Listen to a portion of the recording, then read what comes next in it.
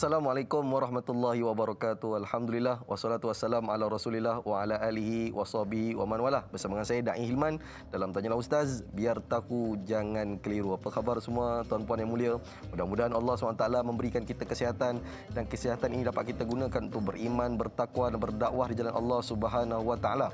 Selawat dan salam ke atas baginda dan Muhammad sallallahu alaihi wasallam. Mudah-mudahan hari yang mulia ini, hari yang terbaik ini, iaitu hari Isnin, hari permulaan kepada kita untuk kita lakukan sesuatu yang baru, yang kita menambah kebaikan pada hari ini lebih baik sikit daripada semalam pun alhamdulillah. Tuan-tuan dan puan-puan, sama-sama pada pagi ini, sebelum kita mula, kita mensyukuri nikmat Allah yang paling besar pada pagi ini untuk diri kita, iaitu kalimah la ilaha illallah Muhammadur Rasulullah. Tuan-tuan dan puan-puan, manisnya kalimah la ilaha illallah ini dirasa oleh siapa? Orang yang Allah tarik nyawanya pada pagi sahur tadi. Allahu Akbar. Hari ini Allah Ta'ala bagi kita peluang lagi untuk hidup. Jadi kita gunakan sebaik-baiknya kalimah la ilaha illallah ini untuk kita sampaikan agama ini kepada orang lain. Tuan-tuan dan puan-puan, hari ini pagi saya nak ajak tuan-tuan dan puan-puan untuk kita sama-sama belajar. Belajar apa? Belajar sesuatu ilmu yang mana setiap tahun kita dengar pasal Al-Quran. Bila bulan puasa, kita tahu bulan ini adalah Syahrul Ramadan alladhi unzila fihi Al-Quran, iaitu bulan yang mana diturunkan Al-Quran. Jadi pagi ini saya minta tolong kepada ibu-ibu dan ayah-ayah, rakan setia Tanyalah Ustaz, untuk kita ajak lakukan satu usaha dakwah yang mana kita ajak satu family kita duduk depan TV belajar tentang ilmu Quran pada pagi ini. InsyaAllah tuan-tuan dan puan-puan, hari ini topik kita, perbincangan kita itu nuzul Al-Quran. Apa di sebaliknya? Siapakah yang akan membicarakan ilmu pagi ini? Guru saya dan guru kita semua, tak lain dan tak bukan Al-Fadil Ustaz Roslan Muhammad. Apa khabar Ustaz? Sihat? Syukur Alhamdulillah. Syukur Alhamdulillah. Sehat Alhamdulillah Ustaz. Selamat Bertenaga Ramadan pagi ini. Dan selamat beramal insya-Allah. Tanpa selengahkan masa, tuan-tuan dan puan-puan, kita nak bicara tajuk pada hari ini. Seperti biasa, sekiranya ada persoalan, boleh terus hubungi kita dalam 18881677 ataupun terus ke Facebook kami, Tanyalah Ustaz TV3. Di ruangan gambar saya dan juga Al-Fadil Ustaz, komen kat bawah tu kita tanya pasal Quran. Tuan-tuan dan puan-puan, inilah peluang dan masanya. Kita nak tahu apakah yang ada dalam Quran. Saya teringat kata Saidina Abu Bakar As-Siddiq, dia kata, kalaulah aku hilang unta aku cari dalam Quran pun jumpa. Masya Allah, segala ilmu ada dalam Quran ni. Jadi tanpa selengahkan masa, Ustaz, sebagai mukadimahnya Ustaz, apakah yang kita nak bicarakan mengenai nuzul Al-Quran itu sendiri? Baik, terima kasih. Assalamualaikum warahmatullahi wabarakatuh. Alhamdulillahi rabbil alamin. Wassalatu wassalamu ala Sayyidina Muhammadin asyrafil anbiya'i wal mursalin wa ala alihi wa sahbihi ajma'in. Allahumma rabbi syrah li sadri wa yassir li amri wa hlul uqdatan min lisani yafqahu qawli ya rabbal alamin, amma ba'd. Apa khabar tuan-tuan dan puan-puan di luar sana? Da'i Hilman pun moga-moga dalam kesihatan baik insya-Allah. Mudah-mudahan kita semua berada dalam kerahmatan Allah Azza wa Jalla, dan hari ini berada kita di hari ke-7 dalam bulan Ramadan Al-Mubarak.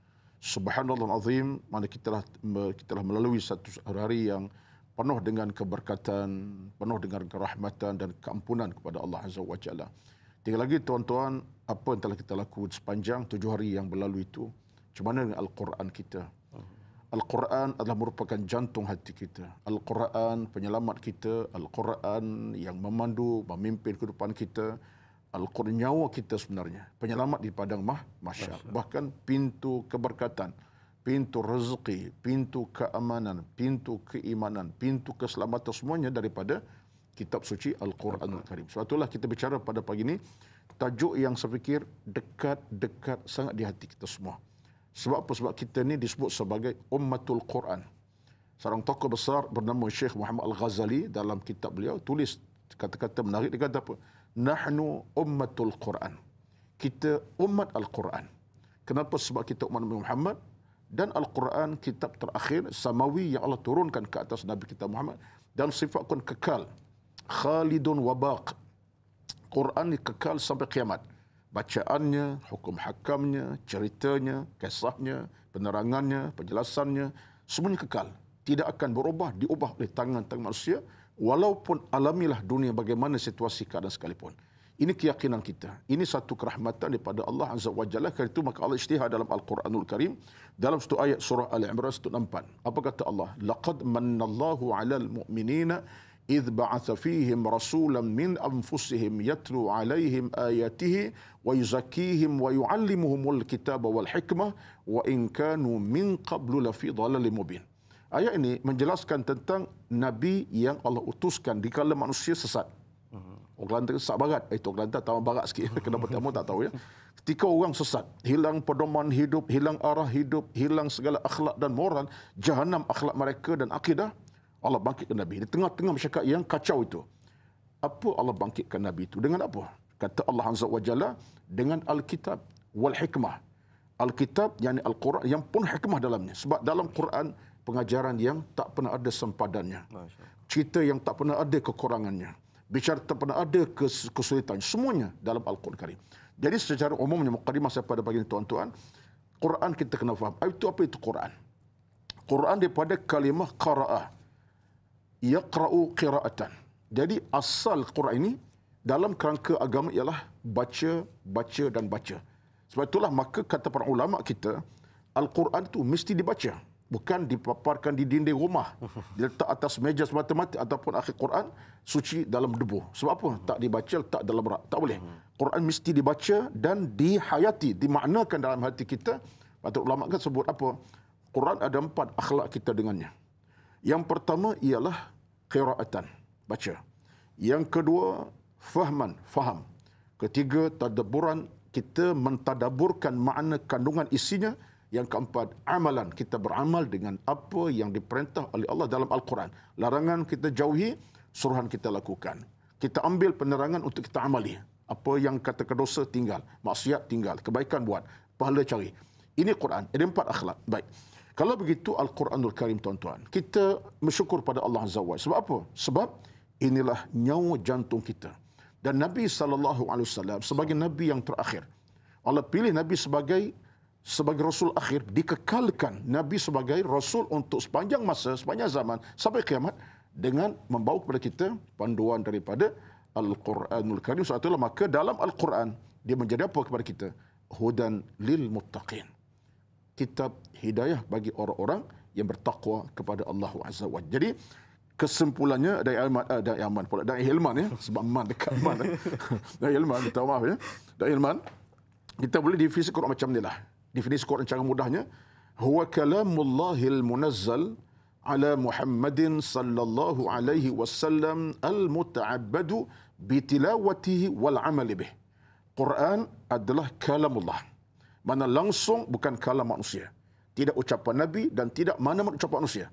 Kalamullah yang mutlak. Daripada A to Z, alif sampai ya, semua kalam Allah belaka.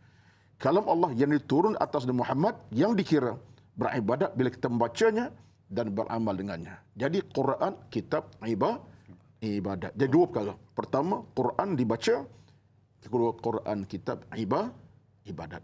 Apakah penjelasannya? Tunggu dalam rancangan seterusnya insya-Allah. Macam pengacara pula saya. Baik, alhamdulillah. Itu tuan-tuan dan puan-puan, Quran ini dia ada adab dia. Tadi Ustaz dah sebutkan kita. Dan kita tak tahu kadang talaki ni pun ada adab dia tuan-tuan. Kadang kita ni zaman orang kata IT ni, tapi nak kena tengok juga bacaan tu macam mana. Tuan-tuan, saya nak baca satu soalan Ustaz. Soalan bertuah daripada Facebook, daripada Kasih Nurul Shah. Dia tanya, Assalamualaikum Ustaz dan Da'i yang dihormati. Waalaikumsalam warahmatullahi.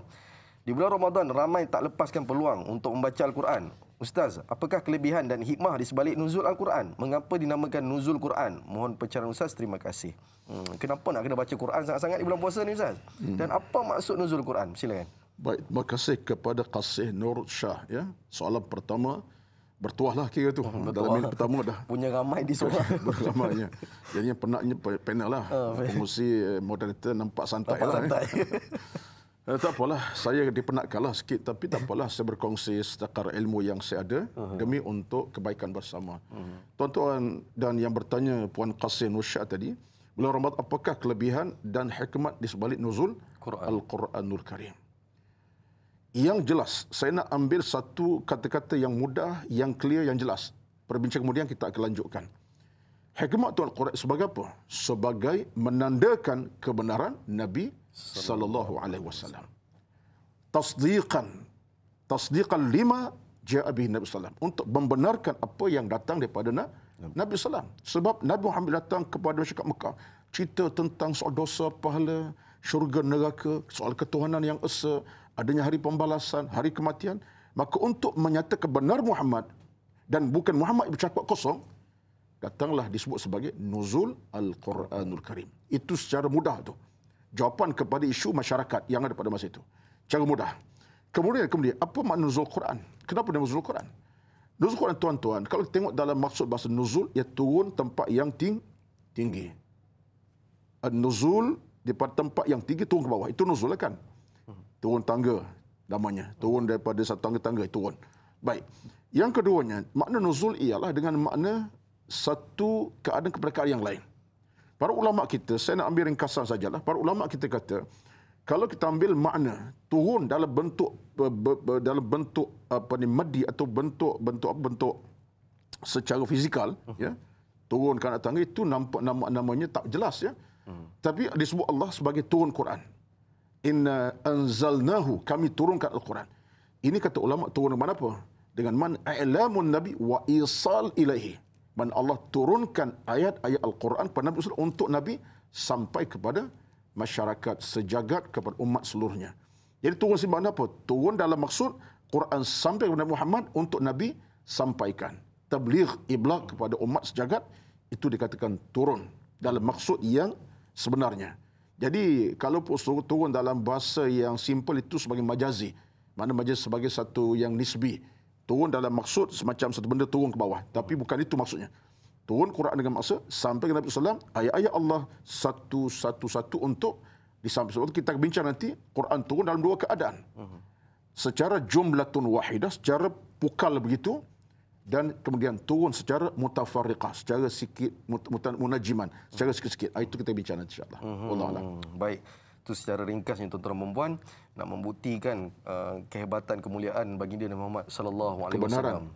Nabi sallallahu alaihi wasallam. Kelebihan dia. Tuan-tuan dan puan, ini bukannya biasa-biasa tuan-tuan. Kita nak kena mula 7 Ramadan dah. Juzuk berapa dah saya nak tanya ni? Tepuk dada tanya selera sendiri. Jadi kita nak baca soalan lagi daripada Facebook, daripada Razali Zali Ismail. Assalamualaikum Ustaz dan Da'i. Waalaikumsalam warahmatullahi. Kenapakah Allah SWT turunkan Al-Quran di dalam bulan Ramadan dan apakah tujuannya? Mohon perkongsian ilmu daripada Ustaz. Terima kasih. Punya banyak bulan ni Ustaz. Kenapa Ramadan ni Quran turun? Silakan. Asas yang utama saudara Rozali bertanya ialah soal Al-Quran turun pada bila-bila masa ini adalah soal tauqifi daripada Allah Azza wa Jalla. Penentuan Allah Azza wa Jalla. Namun begitu, kalau kita pandang, tengok dan lihat secara penuh keinsafan, Allah pilih Ramadan mungkin ada sebab tersendiri. Pertama sekali, Ramadan dianggap sebagai Sayyidul Syuhur dalam Islam. Dalam setahun, Ramadan dianggap penghulu dalam setahun. Kita ada 12 bulan setahun daripada Muharram sampai kepada bulan Zulhijjah. Ramadan bulan yang ke-9. Bulan ke-9 dianggap penghulu dalam sebulan. Dalam setahun. Baik. Jadi ketentuan ini kita tak tahu. Allah Maha Kaya. Mungkin atas keberkatan Ramadan, Allah nak beri rahmat, nak beri keampunan, keselamatan. Maka yang penting, jelas Quran turun Ramadan berdasar pada apa? Hujah daripada ayat 185 surah Al-Baqarah. Syahrul Ramadan alladhi unzila fihi al-Quran hudan linnasi wa bayyinatin huda wal furqan. Bulan Ramadan diturun pada Al-Quran dengan tujuan untuk beri hidayah, menyelamat manusia dan sebagai kitab yang boleh membezakan antara yang baik, yang baik dan buruk, halal haram. Jadi kesimpulan, kalau saya ambil daripada seorang ulama kita ternama, iaitu Al-Qardawi, dia kata apa? Soalnya sekarang, kalaupun Al-Quran turun pada bulan tidak Ramadan, yang penting Quran adalah mukjizat Nabi SAW dan kitab kekal kepada kita. Cuma itulah gabungan yang berlaku sebab tu Ramadan ni kira sebagai bulan Al-Quranul Karim. Wallahu a'lam. Baik. Tuan-tuan dan puan, itu yang mana bila mana kita belajar Quran ni, dia bukan semata kita belajar tajwid dia. Ni kita belajar sejarah Quran. Kita nak cinta Quran, kita kena kenal Quran tu dulu. Tuan-tuan dan puan, seterusnya soalan daripada Facebook, kalau kita dapat lihat kat sini, soalan seterusnya daripada Romli Ali. Soalannya, Assalamualaikum Ustaz dan Na'i yang dihormati, semoga dalam rahmat Allah Subhanahu wa taala.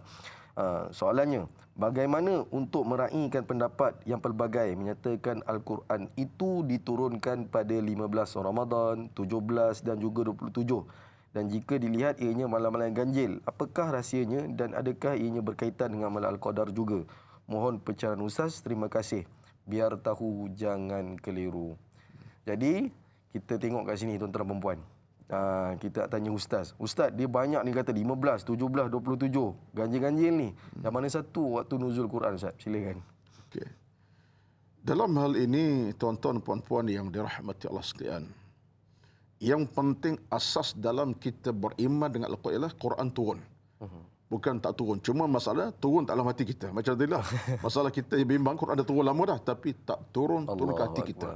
Terus setakat di atas meja makan, meja study, di atas rak, dalam rak buku, dalam kenderaan, Quran kadang-kadang sampai 2 buah tu. Sebab apa? Nak jaga kita daripada terancam oleh aksiden macam-macam. Itu minta maaf sebab macam tu. Sebab yang penting Quran turun dalam hati kita. Persoalan sekarang, turun tengah Ramadan ke, awal Ramadan ke, hujung Ramadan, kita terima hakikat. Allah sebut Quran, Inna anzalnahu fi lailatul qadri. Itu yang kita kena ambil. Quran turun pada malam Al-Qadar. Baik. Sabit dalam hadis Nabi jelas kepada kita bila Allah sebut tentang 2 ayat. Satu ayat daripada surah Al-Qadar, satu surah Ad-Dukhan, di mana Allah sebut Inna anzalnahu fi lailatin mubarakatin. Turun pada malam diberkati. Ulama kata pada malam Al-Qadar. Termasuk ayat Al-Qadar surah ayat pertama tadi.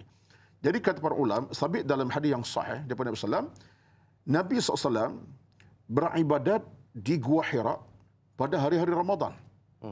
Ulama tak bincang awal Ramadan ke, tengah Ramadan ke, tapi disebut dari riwayat Nabi beribadat di sepanjang tahannus Nabi di Gua Hira pada hari-hari Ramadan. Itulah ayat pertama turun daripada Nabi. Apa dia? Iqra bismi rabbikal ladzi khalaq. 5 ayat pertama. Jadi persoalan sekarang, ulama ada memang selisih dapat. Tetapi selisih pendapat sama 15, 17, 7, 28, 29 tidak menimbulkan apa-apa keraguan tentang kebenaran Quran dah turun atas Nabi. Kita nak bincang dia sampai nak lumat, mesti pegang 15 Ramadan, tidak 17. Saya ingat bukan masa dan waktu kita menghabiskan boreh, kata orang Negeri Sembilan. Kata Kelantan, biar berah, tak pasal-pasal. Jadi maksudnya, kita hakikat dalam Ramadan turun Al-Quran dengan maksud yang lain, Quran sebagai suatu rezeki untuk diamali, dibaca, dihayati, difahami dan dilaksanakan tuntutannya. Jadi tuan-tuan, soal perisian pendapat ini kita serah pada ulama lah. Bagi saya, guru saya mengajar kami dulu masa belajar, ikhtilaful ulama dalam isu-isu berkait dengan soal apa saja, serah pada mereka. Yang kita pegang ialah benda yang sabit. Dalam soal hukum hakam tu saja. Contoh macam sekarang lah, contoh sikit panjang ya. Dalam soal 8 ke 20 tarawih ini. Tak payahlah tuan-tuan sabar balah orang 8 kata ke 20 ini tak betul, 20 kata 8 tu malas ya. Betul. Yang sabit apa? Yang sabit adanya sembahyang tarawih. Itu sabit Nabi. 8 betul, 20 betul. Yang tak betul tak sembahyang tarawih. Jadi kita sabitnya ialah tarawih ada. Tunaikan tarawih. Betul. Anda berrajin sampai 8, sila. Anda lebih rajin sampai 60, silakan. Jadi kita ambil yang itu. Sebab ada perbincangan kadang-kadang. Saya terbaca penjurusan sampai peringkat pecah manusia tu. Hubungannya. Kenapa? Ini kata 27 malam turun Al-Quran. Ini kata tidak. Quran kata malam qadar. Itu kata tidak. Jadi kita hentikan perbincangan. Kita ambil channel masuk.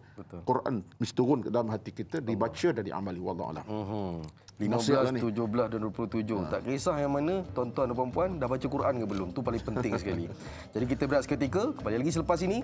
Biar tahu, jangan keliru.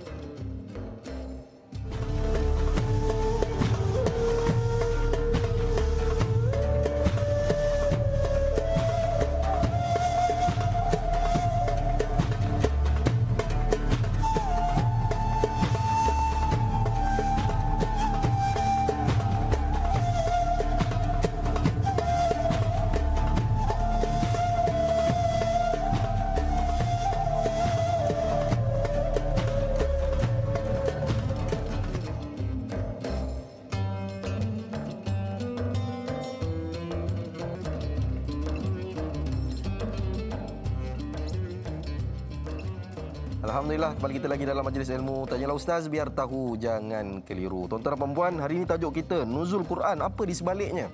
Jadi bersama dengan Al-Fadil Ustaz Roslan Muhammad, pada peringkat awal tadi kita dah mukadimah sedikit apakah maksud nuzul, Quran ini turun berapa hari bulan, kenapa nak kena bincang benda ni, penting ataupun tidak dan sebagainya. Penting-penting, tapi yang penting adalah Quran itu untuk turun ke hati kita. Tuan-tuan dan puan-puan, seperti biasa, sekiranya ada persoalan boleh terus hubungi kita dalam 1888 0377881677 ataupun terus ke Facebook kami Tanyalah Ustaz TV3 untuk bertanyakan soalan. Dan jangan lupa tuan-tuan dan puan, sebagai satu saham akhirat kita dah lalang tengok Facebook tu, kita tekan button kongsi di ruangan live Facebook kita, insya-Allah. Tanpa selengahkan masa, kita dapat satu pemanggil bertuah pada pagi ini. Yang pertama, Assalamualaikum warahmatullahi wabarakatuh. Waalaikumsalam warahmatullahi wabarakatuh. Ya, Tuan Hasan Yusof. Ya, apa khabar? Ya, apa khabar Tuan? Ustaz? Alhamdulillah. Alhamdulillah. Okay, teruskan dengan soalan Tuan. Ya. Apa khabar Ustaz Roslan? Alhamdulillah, syukur kepada Allah. Waalaikumsalam warahmatullahi wabarakatuh. Alhamdulillah. Ya, soalan saya terusnya, ya, iaitu tajuk dia ini memang ada kena mengena dengan Quran lah. Kita umat Islam memang tahu dah membaca Quran, tidak menafikan. Kita boleh baca Quran, tapi kita tidak membaca. Kita ada kitab suci Al-Quran, tetapi kita tidak pernah membuka pun kitab suci Al-Quran itu. Jadi apakah kita berdosa dan apakah hukumannya? Itu yang saya nak pertanyaan saya pada pagi ini. Terima kasih kepada Tuan Hasan Yusof. Jadi Ustaz, kita boleh baca Quran dan kita mampu untuk nak baca Quran, nak belajar Quran sebagainya, tapi kita tidak ada inisiatif untuk baca dan mula belajar dan sebagainya. Macam mana Ustaz hukum ni? Silakan. Soalan Tuan Haji Hasan Yusof ni menarik sebenarnya. Sebab ini soalan yang saya rasa datang daripada hati yang begitu sekali cinta kepada Al-Quran. Cuma kita nak terjemah macam mana kita Quran ni. Saya tuan-tuan beginilah. Saya nak ingatkan bahawa Al-Quran ini ya sifatnya untuk dibaca kemudian telaahkan makna isi kandungan. Bukan benda yang mudah. Bukan satu benda yang mudah dan bukan satu benda yang memang terlalu mudah untuk dilakukan. Sebab Quran sifatnya nampak semacam kitab biasa, tetapi untuk membukanya datang daripada hati yang tulus, yang mulus, yang ikhlas dan beriman kepada Allah Azza wa Jalla. Sebab baca Al-Quran pada hati. Dia bukan daripada sekadar bacaan bibir. Itulah Al-Quran. Sebab Al-Quran mukjizat. Masalah sekarang kata Cik Hasan tadi, Tuan Haji Hasan tadi, dia kata apa? Boleh baca tapi tak nak baca. Dia kaedah macam ni lah. Ada kereta tak nak naik. Ada kereta tak depan rumah, kemudian tengok senyum, tengok senyum. Kereta senyum jaga-jaga kat kita. Kenapa tak naik aku? Jadi apa kerugian? Rugilah kita. Kereta kita naik dan kita bawa ke pasar, ke kedai, dan kemudian mungkin nak ke mana-mana. Sekarang ni, kalau kita bercakap tentang Quran, boleh baca tak nak baca, seolah-olah kita telah mengenepikan kita punya hubungan dengan Allah Azza wa Jalla. Sedangkan kata Al-Imam An-Nawawi rahmatullahi alaihi, tiap kali kita baca Al-Quran, makna apa? Kita sedang berbicara langsung dengan Allah Azza wa Jalla. Bercakap langsung dengan Tuhan. Kita baca satu page, maknanya kita sedang bercakap dengan Allah. Kita baca satu surah, kita bercakap. Sebab Al-Kalamullah Azza wa Jalla. Jadi soalnya sekarang ni, kata, jadi macam mana kita? Saya kira kita kena buat satu titik perubahan lah. Kalau kita nak jadikan Al-Quran jantung hati kita, yang meredakan kita punya perasaan tak tenang, berikan kita nadi kuatan beramal, Quran adalah teman setia anda. Dalam Al-Quran pula, kita tak dimestikan baca mesti sekaligus begitu. Yang penting adalah baca dan baca. Program itu kita lakukan. Sebab itulah kata seorang tokoh besar, dalam kitabnya itu Nawawi juga, dia ada satu kitab cantik iaitu tentang Al-Quran dan pengisian begitulah lebih kurang tajuknya. Kata Ibnu rahmatullahi alaih, kalau kita mula menjauhi Al-Quran makin jauh daripada kita. Kita makin rapat, Al-Quran makin mendekati kita. Sebab itulah tidak ada satu faktor menjayakan kita melainkan kita kena baca. Dah boleh baca, kenapa tak baca? Baik. Yang kita takut ialah yang tak erti baca. Tak erti baca, memang takkan baca lah. Jadi dalam hal ini, kita kena ambil apa kata Nabi SAW. Sebab Nabi kata apa? Khairukum man ta'allama al-Qur'ana wa'allamah. Sebaik kamu orang yang baca dan belajar Quran. Tengok. Nabi letak suatu kedudukan tinggi kepada siapa? Baca dan mengajar Quran. Ini suatu rezeki kepada kita. Maka tuan-tuan, Quran al-jantung hati kita. Di pada masyarakat nanti kata Nabi apa dia? Iqra'ul Qur'ana fa innahu ya'ti syafi'an li ashabi yaumal qiyamah.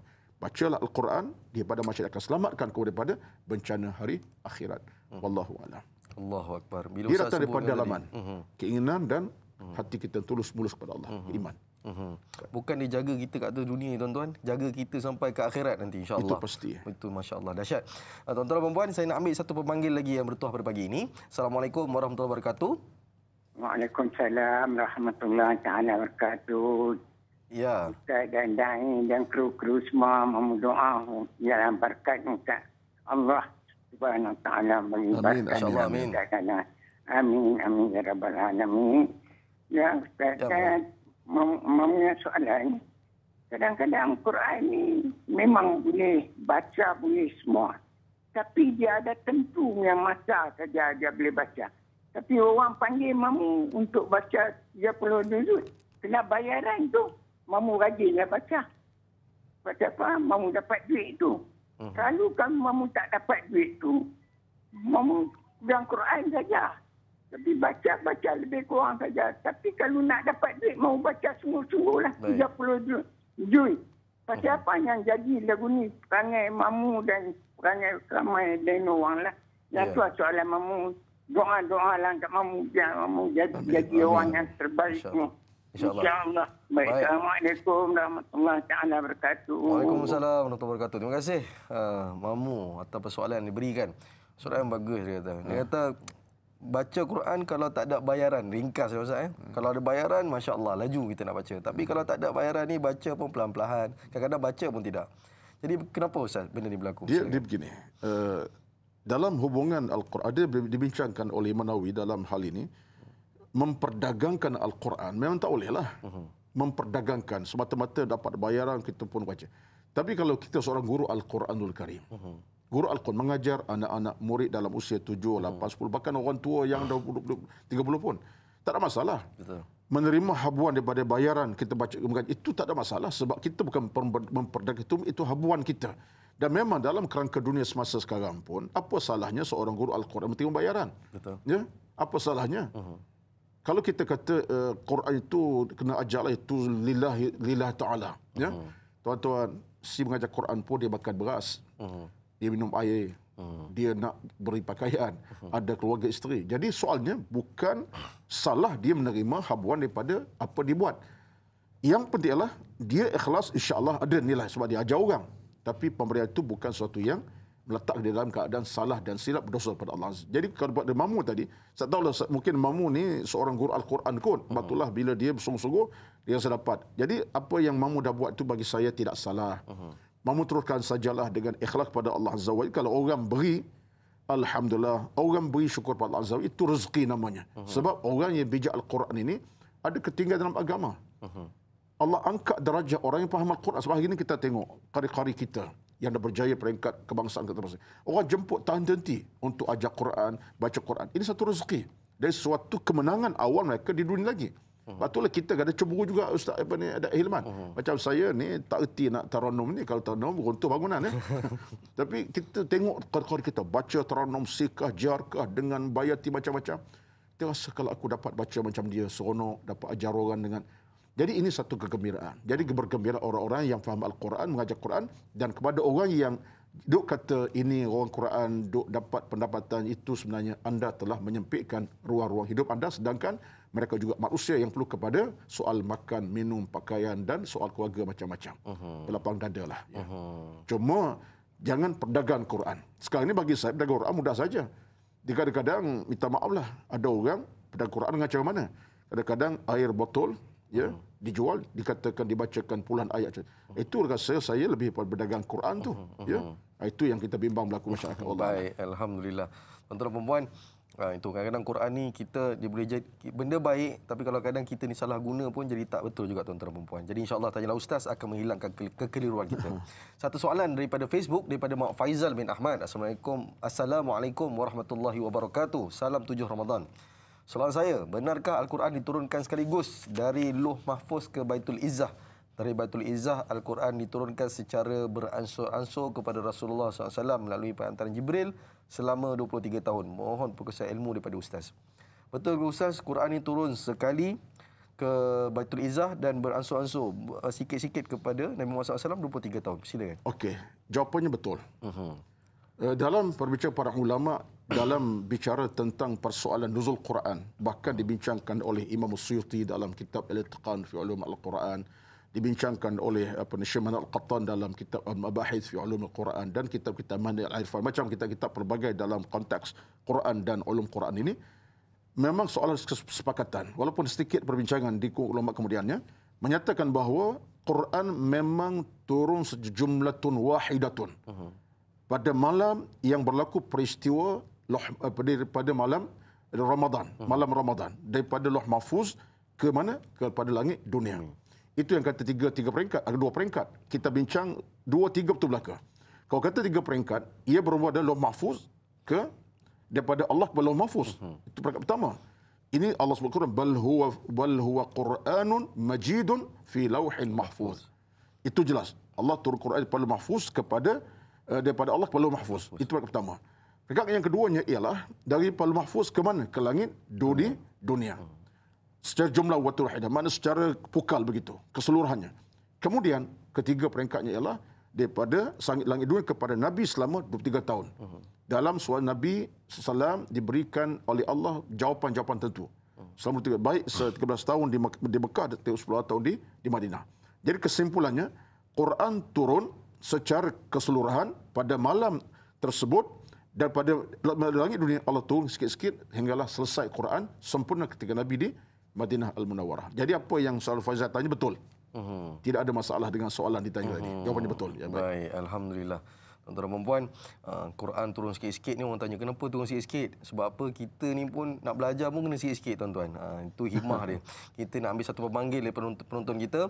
Assalamualaikum warahmatullahi wabarakatuh. Siapa di talian? Waalaikumsalam warahmatullahi wabarakatuh. Dai Hilman dan Ustaz Roslan Muhammad. Saya Omar Abdul Majid dari Felda Cini Timur 3, Pekan, Pahang. Assalamualaikum Ustaz dan Dai. Waalaikumsalam warahmatullahi. Ya, soalan saya begini Ustaz ya. Seperti kita sedia maklum, Al-Quran diturunkan daripada Lauh Mahfuz ke Baitul Izzah dan di langit bumi, Ustaz, semua orang tahu, dan melalui perantaranya ialah Jibril kepada Nabi Muhammad SAW. Jadi soalan saya, Al-Quran ini tak boleh dipertikaikan lagi dah. Dia dah cukup sempurna dalam kehidupan kita di muka bumi ini, Ustaz. Tapi malangnya Ustaz, ada yang sering mempertikaikan. Contoh Ustaz saya beri, kalau dulu zaman Nabi mana ada penjara, zaman kita ni dah ada penjara. Jadi seolah-olah dia mempertikaikan. Soalan saya, apakah hukum orang yang sering mempertikaikan ayat-ayat Al-Quran ini, walaupun satu ayat sekalipun? Itu soalan saya Ustaz dan Dai. Terima kasih banyak Ustaz dan Dai. Selamat berpuasa. Assalamualaikum. Waalaikumsalam warahmatullahi wabarakatuh. Terima kasih kepada Tuan Haji Omar atas persoalan yang berikan. Hari ini ramai orang pekan telefon kita. Terima kasih orang pekan. Jadi Ustaz, kita tanya Ustaz, hari ini bila mana orang, hari ini apa yang Haji Omar kata ni realitinya. Ramai orang mempertikaikan Al-Quran, mempertikaikan kalam Allah ini. Apa sahaja yang ada dalam Quran ini dipertikaikan dulu, kena kaji balik. Apa dalam Quran kena kaji balik, apa dalam Quran kena kaji balik. Jadi orang macam ni Ustaz, apakah hukumnya Ustaz? Dan macam mana kita nak bendung masalah ni? Silakan. Subhanallahil azim. Haji Omar telah buat menanya soalan yang penting. Sebab dalam suasana manusia yang makin jahil setengah-setengahnya, yang makin jauh pada hidayah Al-Quranul Karim, memang tidak akan maknanya benda takkan terus berlaku sampai bila. Sebab kemunculan orang-orang jahil yang saya namakan di zaman sekarang Mu'tazilah moden, ya. Orang-orang yang berfikiran agak liberal dalam pemikiran, yang agak jauh pada agama, mereka pertikaikan. Sebab kewarasan mereka dalam berfikir itu mungkin sudah dihilangkan rohnya oleh Allah Azza wa Jalla. Contoh kita dapati, contoh pertikaian hukum faraid, contohnya. Kenapa sekian-sekian lelaki setengah, kemudian orang pertikaikan. Kenapa? Atau dalam hukum-hukum tertentu. Jadi semua ini tuan-tuan tidaklah merupakan benda pelik. Siapa? Zaman Nabi dah ada pertikai pun. Tidakkah Abu Lahab, Abu Jahal itu orang Arab yang bila dengar Quran dibaca, patut mereka faham. Bahasa Arab, Al-Quran bahasa Arab, mereka bahasa Arab, sepatutnya mereka boleh terima. Betul Muhammad, ini satu kata-kata yang begitu menarik dan hebat, ada kebenaran. Tapi dia kata apa? Muhammad tukang sihir. Muhammad gila. Innaka lasahir. Muhammad tukang sihir. Ini bawa ayat-ayat sihir. Jadi maknanya, kemunculan manusia macam tuan-tuan berlaku di sepanjang zaman. Kenapa sebab? Apa sebab? Bagi saya dua perkara saja. Pertama, kerana mereka ego. Dengan mereka punya keyakinan kecerdasan mereka. Mereka rasa ego kecerdasan. Sebagai contoh Abu Lahab. Dia rasa ego lah. Sebab dia lebih cerdik, agak dia rasa pada Nabi SAW. ego kerana menolak kebenaran. Yang keduanya kenapa? Kerana kejahilan tentang maksud ayat yang ada. Patut kita kena kajilah, semaklah. Sebab Quran ada tafsirannya. Subhanallah, muncul ulama tafsir. Kita boleh buka kitab Ibn Kathir, boleh buka kitab Al-Qurtubi, buka kitab Tabari, macam-macam. Ada tafsiran yang dibahaskan para ulama dengan hujah yang cukup jelas daripada hadis Nabi dan macam-macam. Jadi kenapa kita tak mengambil kesempatan untuk melihat balik dalam kacamata agama? Jadi kalau ada orang macam ni, dia sengaja menempah maut di jalanan, menempah sebab untuk dia dihukum oleh Allah Azza wa Jalla. Kenapa? Tidak percaya Al-Quran satu dosa besar, satu kesalahan besar dalam Islam, jinayah kepada Allah Azza wa Jalla. Jadi kesimpulan saya, hal ini berlaku di mana-mana sahaja. Sebab ego tadi kejahilan manusia. Jadi kita sebagai orang Islam, kita kena ambil ruang untuk memahami Quran secara lebih cermat, berhati-hati. Terutama kalau kita orang yang jahil. Sekarang isunya Da'i Hilman, ya, isunya kadang-kadang kita ketika Quran, kita faham tak tentang hujah-hujah bahasa Arab, tentang bacaan bahasa Arabnya, tentang dia punya sumber-sumber bacaan, dia punya maqasid macam-macam. Kita tak faham pun, tapi mudah kita petikaikan. Sedangkan ulama-ulama tafsir yang tulis kitab berjilid sampai Ibn Kathir, berapa jilid tulis Tabari, Syaukani. Puluhan jilid mereka tulis. Mereka ada orang-orang alim yang mengkaji, meneliti, menelaah dan buat tafsiran secara begitu sekali sempurna. Tiba-tiba kita di akhir zaman, ini tak betul, tak betul. Yang tak betul kita bukan Al-Quran. Wallahu a'lam. Kita mudah tertipu, tuan-tuan. Tertipu. Kita tertipu dengan diri kita sendiri. Syaitan dah berjaya tipu diri kita. Jadi dengan tajuk Ustaz ini, kita menghilangkan kekeliruan kita. Tuan-tuan dan puan, kita berehat seketika. Kembali lagi selepas ini. Biar tahu, jangan keliru.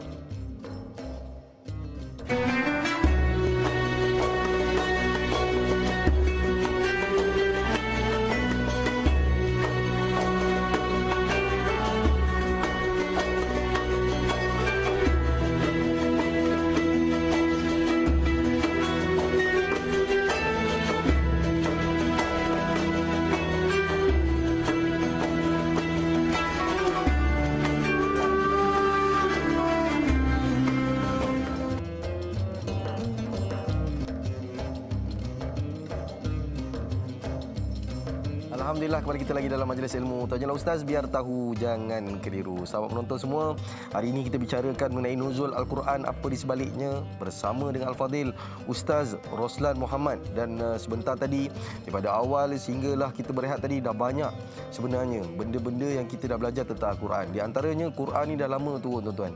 Tapi tak turun lagi ke hati kita. Macam mana ni, tuan-tuan dan puan-puan? Kita nak belajar hari ini agar kita rasa cinta dan kasih kepada Al-Quran, kita percaya kepada Al-Quran. Jadi ada apa-apa persoalan, boleh terus hubungi kita talian 18881677 ataupun terus ke Facebook kami, Tanyalah Ustaz TV3. Tanpa selengahkan masa, tuan-tuan dan puan-puan, saya nak ambil lagi satu persoalan daripada Facebook, daripada Kaidin. Assalamualaikum warahmatullahi wabarakatuh. Salam Ramadan Al-Mubarak kepada yang bagi Ustaz, da'i Kerutuan Ustaz dan para penonton setia. Saya Khairuddin. Peristiwa nuzul Al-Quran berlaku pada malam Jumaat 17 Ramadan tahun ke-41 daripada keputeraan Nabi Muhammad SAW. Ketika baginda sedang beribadat di Gua Hira. Apakah rahsia Allah SWT turunkan ayat pertama Al-Quran bermula pada malam tersebut? Mohon pencerahan Ustaz, biar tahu jangan keliru. Apa rahsia Allah SWT, Ustaz, sehingga menurunkan ayat Quran pada malam tersebut? Terima kasih kepada Khaidin. Soalan yang begitu sekali berkualiti lah, ya. Cuma di awal tu beliau sebut tentang Quran turun pada malam Jumaat 17 Ramadan 41 Rasulullah Nabi SAW, 41 Masehi. Baik. Yang pertama sekali, ketepatan tentang tarikh ini ulama masih bincang. Sebutkan tadi kan, ada 17, ada kata 27 dan seumpamanya. Sebab kita masih lagi berpegang dengan ayat Al-Quran yang Allah sebut, Inna anzalnahu fi lailatul qadri. Berlaku Al-Quran turun, nuzul Quran pada malam Al-Qadar. Malam Al-Qadar ialah 10 malam yang terakhir. Iaitu mungkin 21, 23, 25, 27, 29. Malam Qadar. Ataupun 22, 24. Jadi penting sekarang ialah kita terima hakikat. Soal sampai 17 kita nak pertahankan 21 ke, itu adalah suatu perbincangan para ulama. Dan ulama pun tidak menekan sampai tahap kita terima seluruh tarikh. Baik, yang penting adalah Saudara Khairuddin, kita terima hakikat Quran turun. Yang saya nak jawab sekarang ialah bukan soal turun bila, tapi bila Allah pilih pada malam Ramadan, turun ayat pertama. 5 ayat pertama. Apa ayat pertama turun? Iqra bismi rabbikal ladzi khalaq. Khalaqal insana min 'alaq. Iqra wa rabbukal akramul ladzi 'allama bil qalam 'allamal insana ma lam ya'lam. 5 ayat pertama turun. Yang menariknya, ulama bincang sebenarnya, kenapa Allah turunkan ayat sebagai ayat pertama? Tidak turun tentang ibadah haji, tak turun tentang ibadat zakat, tak turun tentang cerita yang lain. Padahal Allah berkuasa penuh nak turunkan ayat secara keseluruhan ke ataupun ambil bab yang lain. Allah pilih turun ayat tentang Iqra bismi rabbikal ladzi khalaq. Ini saya ingat satu perkara yang cantik kerana seorang ulama yang bernama Dr. Saleh Al-Khalid, dia kata apa? Ini berbincangan beliau secara ringkas. Dia kata ayat ini turun untuk menyatakan tentang soal ketuhanan Allah Azza wa Jalla. Allah Tuhan yang Maha Esa. Allamal insan, mengajar manusia, bahkan dia khalaq. Khalaq mana apa tuan-tuan? Dia ciptakan manusia. Sebab pada masa itu, antara benda yang menjahanamkan akidah orang Arab musyrikin apa dia? Mereka tak percaya tentang soal ketuhanan Allah Azza wa Jalla. Mereka tak percaya bahawa Allah ciptakan mereka. Ada hari mahsyar, ada hari di sana perhitungan, ada syurga neraka. Mereka tak percaya. Mereka tolak semua, kata Muhammad ini satu dakwah yang tak tepat, yang tak betul. Sedangkan agama kami dah lama kami berpegang dengan nenek moyang kami dah sembah berhala macam-macam. Lata, Uzza dan Hubal. Maka ayat itu untuk menjawab sebenarnya kepada masyarakat Mekah pada situ bahawa kamu ini makhluk ciptaan Allah Azza wa Jalla. Khalaqal insana. Allah ciptakan manusia. Jadi ayat tuan-tuan dalam prospek akidah. Kata ulama kita, ini untuk mengajar tentang soal aqidatun thabitatun. Qat'iyah. Satu hukum berkaitan akidah yang qat'i. Supaya apa? Masyarakat punya hakikat bahawa Allah Tuhan yang berkuasa dalam soal pencipta manusia dan cipta alam seluruhnya. Maka hikmahnya ialah untuk menyatakan soal ketuhanan Allah Azza wa Jalla. Itu satu. Yang keduanya, kata para ulama kita, ayat pertama turun. Kenapa? Sebab isu yang ada maksudnya isu akidah. Bukan isu harta benda, isu perniagaan, ada isu akidah. Sebab apa? Mereka menduakan Allah, syirik kepada Allah Azza wa Jalla. Bila orang Mekah sembah Hubal, Lata, Uzza, yang mereka cipta, mereka sembah kecil besar, itu satu jenayah kepada agama. Sedangkan Tuhannya adalah Allah Azza wa Jalla. Jadi ayat ini satu ayat yang betul-betul jadikan asas kepada perjuangan dakwah Nabi SAW. Sebab Nabi bergerak dengan dakwah dengan ayat ini. Nabi mengajak orang kepada kebaikan sampai Nabi kumpul orang Mekah kemudian ibadah di Bukit Safa. Nabi bangkit dengan ayat, Nabi kata apa? Setelah Nabi 3 tahun berdakwah tersembunyi, Nabi bangkit tahun keempat. Nabi kata apa?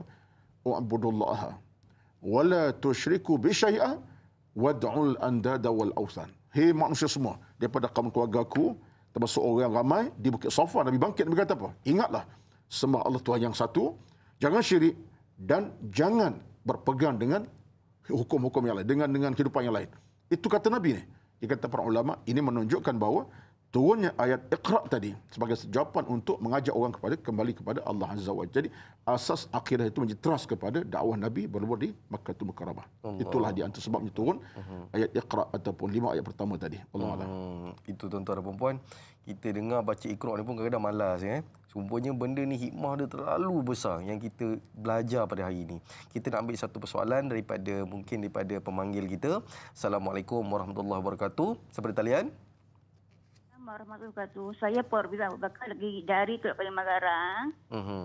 Saya nak tanya, bagaimana nak istiqamah dalam membaca Quran sama ada semasa Ramadan ataupun selepas Ramadan, sepanjang masa lah.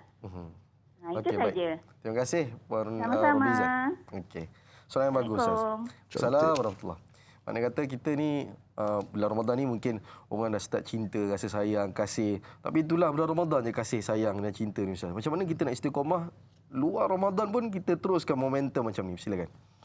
Puan Robizan ya, soalan yang mewakili rakan-rakan kita yang lain lah. Saya rasa soalan bukan saja mewakili orang lain, mewakili saya sendiri pun. Sebab neraca istiqamah ni tuan-tuan, neraca yang kita kena pegang semua. Sebab kita tak kira siapa, ustaz ke, tok guru ke, tok alim ke, pendakwah ke, seorang seorang peniaga biasa ataupun usahawan ke, seorang pegawai pun. Al-Quran adalah tetap merupakan harta utama kita dalam sebuah kehidupan. Jadi kalau kita merasa Al-Quran harta kita yang kekal abadi, mengekalkan keimanan kita, mengekalkan ketakwaan kita, mengekalkan akhlak terpuji dalam hidup, maka macam mana kita nak beristiqamah dengannya? Sebab itulah bagi saya, Puan Robizan bertanya tadi, sekurang ada 3-4 perkara lah yang boleh saya rumuskan dalam jawapan kepada sebuah urusan. Yang pertama sekali ialah, kita letak suatu tanggapan dalam dada kita betapa kita mesti bercakap dengan Allah Azza wa Jalla. Sebab apa? Sebab kita bercakap ni, saya nak bagi contoh macam ni. Kita ambil contoh yang agak real kita fikirlah. Kita bila call kepada mak di kampung, contohnya, kita duduk di belah-belah mana tak kira lah, selatan utara, mak kita di kampung jauh.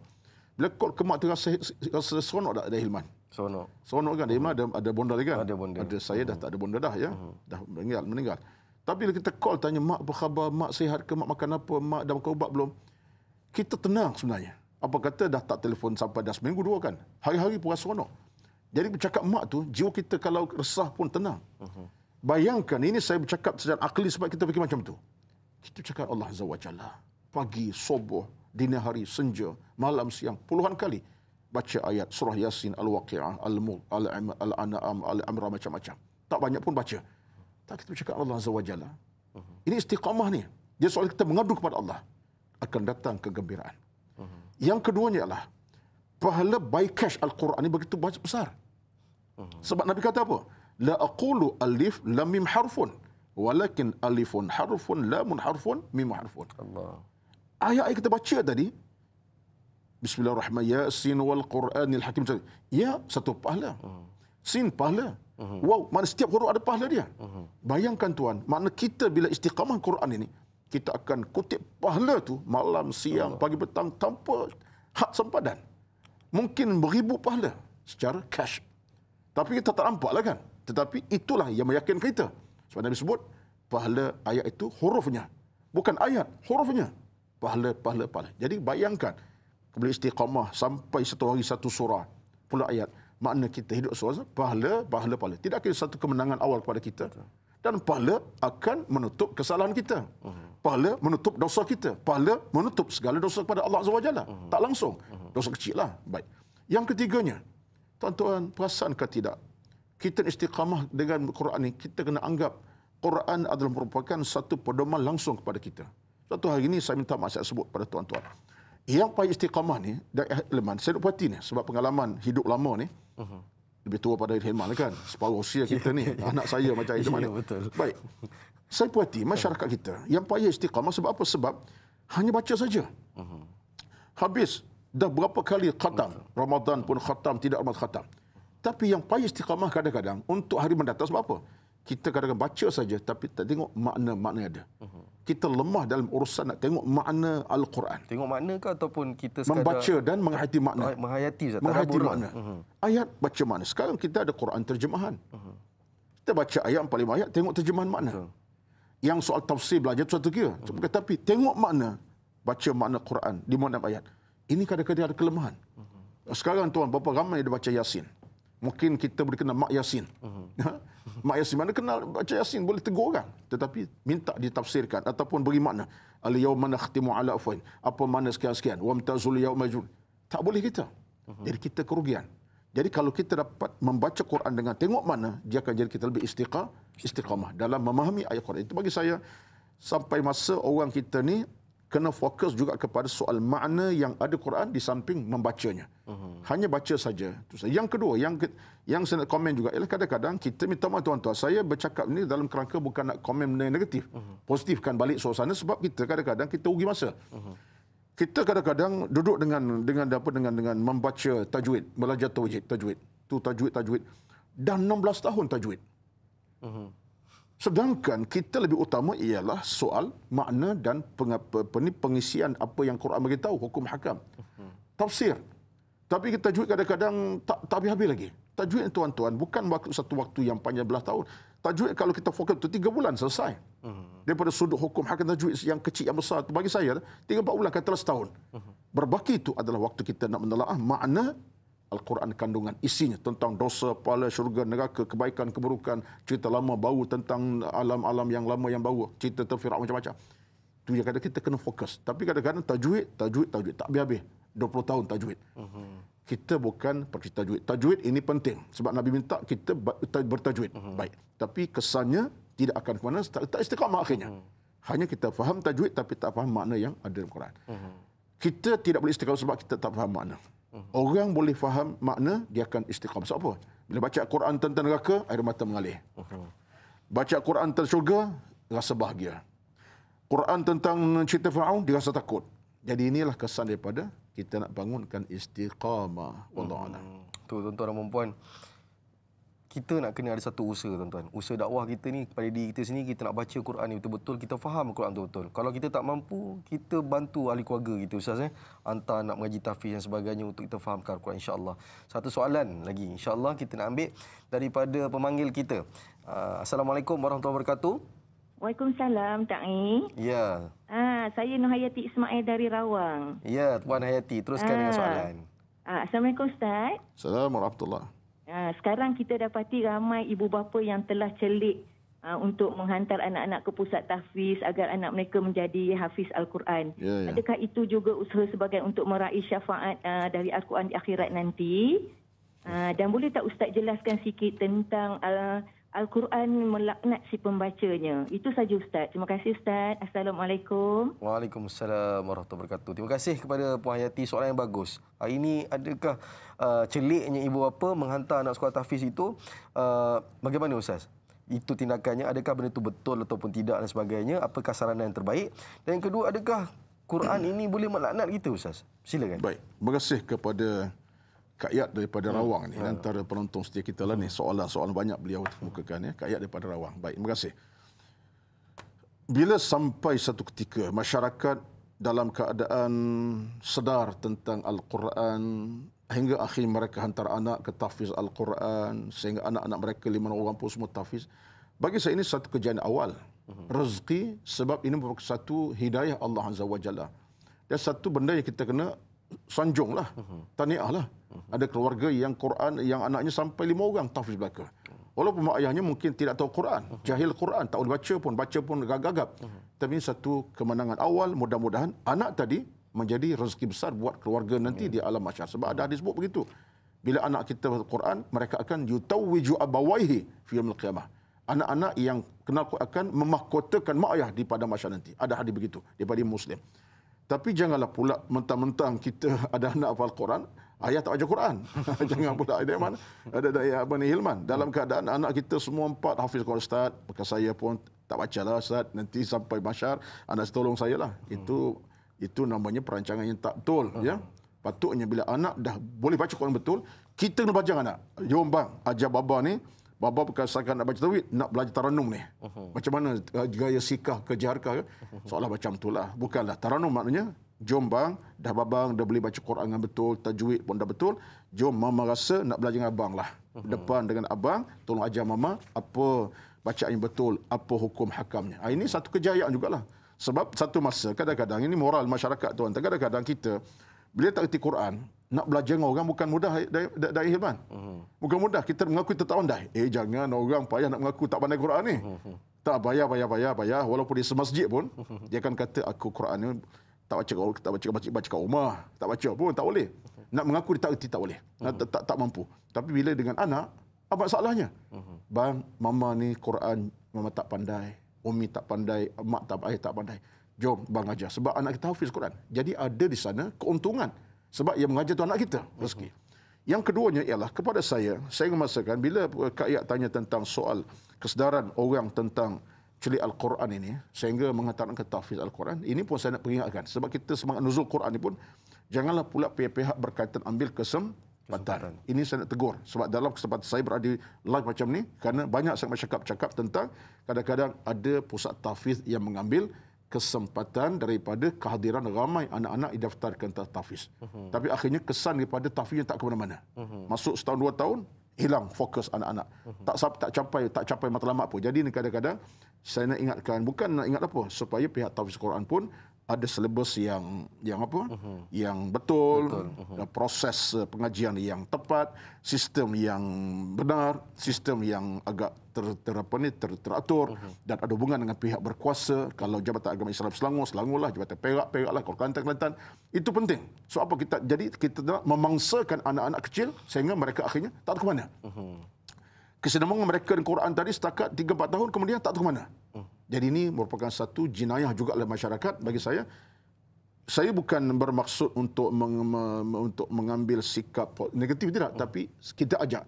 Munculnya tahfiz macam cendawan, satu kebaikan Da'i Aman. Ada Da'i Hilman ya. Kita minta maaf lah. Jadi man. Panggil Da'i pun okey Ustaz. Apa Da'i lah. Okey. Allahu Akbar ya. Jadi muncul macam-macam dakwah, satu kebaikan. Sebab ini membantu masyarakat ke arah lebih kenal Al-Quran. Tetapi kemunculan perlu dijadikan sebagai kemunculan yang teratur, disiplin di semua peringkat. Kita penting begitu. Baik, yang ketiga tentang soal melaknat. Melaknat itu penting Ustaz, tapi kita nak berehat seketika boleh Ustaz? InsyaAllah. Kita sambung kejap. Jadi tuan-tuan dan puan, kita akan bicarakan lagi mengenai tajuk ini. Selepas ini, kita berehat seketika, biar tahu jangan keliru.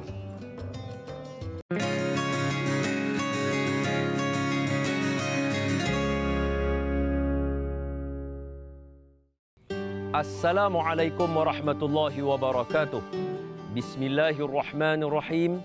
Alhamdulillahi rabbil alamin. Wassalatu wassalamu ala ashrafil anbiya'i wal mursalin wa ala alihi wa sahbihi ajma'in. Dalam satu hadis Nabi SAW, Nabi sebut terang dan jelas, sumu tasihhu. Puasa, kamu akan sihat. Kita mencari-cari bagaimana Nabi boleh kata puasalah kamu akan sihat. Maka dari situ para ulama mula mengkaji dan mencari. Dan antara jawapan yang mereka dapat, puasa adalah salah satu kaedah, ini dari struktur kesihatan. Bukan menafikan ibadah ya. Even ulama pun sebut juga, apa dia? Puasa nak merehatkan sistem pencernaan kita. Supaya kalau sepanjang tahun 11 bulan kita makan pagi, makan tengah hari, makan petang, makan malam, tengah malam sapa. Jadi bulan Ramadan dia bagi rehat at least 12 jam. At least 12 jam. Dia bantu badan kita untuk neutralize balik keadaan kita. Ini kata ulama. Maka dengan itulah Nabi merujuk kepada sumu tasihhu. Puasa kamu akan sihat. Belum lagi dikira tentang kaedah makan. Kalau sebelum ni, pagi lunch, breakfast, kita makan saja apa yang ada. Ramadan, tiba-tiba semua orang makan dengan buah terlebih dahulu. Saya ingat pengalaman saya dengan Datuk Fadilah Kamsah. 4 hari di atas kapal bersama beliau. Beliau latih saya untuk makan dengan buah terlebih dahulu. Allahu Akbar. Selepas itu, tuan-tuan akan rasa kelainannya. Mula makan dengan buah dulu. Kali ini kita dilatih sebulan untuk Ramadan. Tengok. Sebab itu Nabi kata, puasa kamu akan sihat. Dan kepada mereka yang khawatir dengan gastrik dan sebagainya, saya nak pesan sikit saja dulu. Kita yang mana tak mau berpuasa dengan alasan sakit mesti mendapatkan kelulusan daripada doktor Muslim terlebih dahulu. Jangan tanya doktor yang bukan Islam sebab dia tak tahu macam mana kaedah puasa kita. Doktor Islam yang bagi tahu kata, okey pak cik tak boleh, baru kita boleh ambil keputusan itu. Dapat? Yang kedua, makan bukan gabungkan makan tau. Puasa bukan pesta menggabungkan makan. Maknanya sarapan pagi, breakfast tak makan, tengah hari lunch kita tak makan, kita gabung dua masuk untuk buka puasa. Jadi 3 kali punya makan duduk dalam satu. Itu yang penuh meja. Ya, itu yang bila puasa pun boleh dapat sakit. Sedangkan puasa nak kita hanya makan ikut kaedah makan malam yang biasa kita makan. Kalau ini hidangan makan malam, itulah kita untuk kita buka puasa. Kalau ada nak tambah pun mungkin sikit sahaja.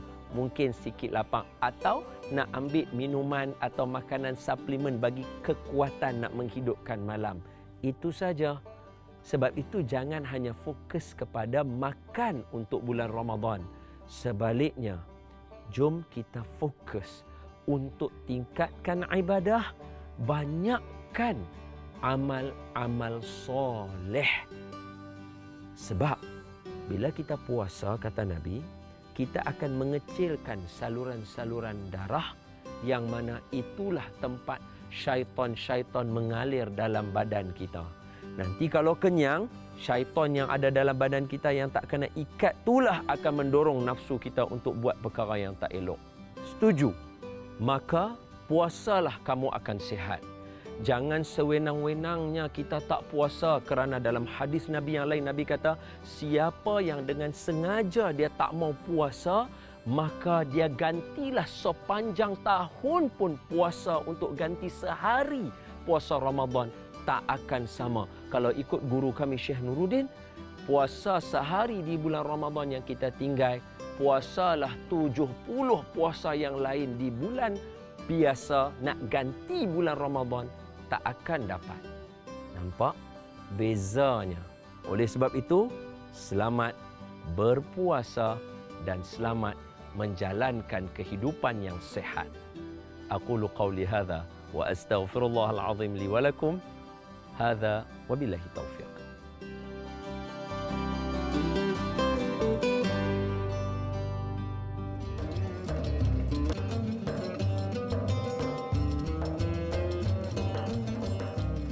Alhamdulillah, kepada kita lagi dalam majlis ilmu Tanyalah Ustaz, biar tahu jangan keliru. Terima kasih buat warga setia penonton Tanyalah Ustaz, tuan-tuan dan puan-puan yang mulia. Mudah-mudahan pagi ini kita dapat sesuatu ilmu, dan sesuatu ilmu ini dapat kita sebarkan di seluruh alam kebaikan dan dakwah mengenai Al-Quran ini, insya-Allah. Hari ini kita bicara mengenai nuzul Al-Quran. Apakah di sebaliknya, bersama dengan Al-Fadil Ustaz Roslan Muhammad. Tuan-tuan dan puan-puan, kita masih lagi menunggu dengan setia tuan-tuan dan puan-puan punya persoalan, dan sekiranya ada persoalan boleh terus hubungi kita talian 18881677 ataupun terus ke Facebook kami Tanyalah Ustaz TV3.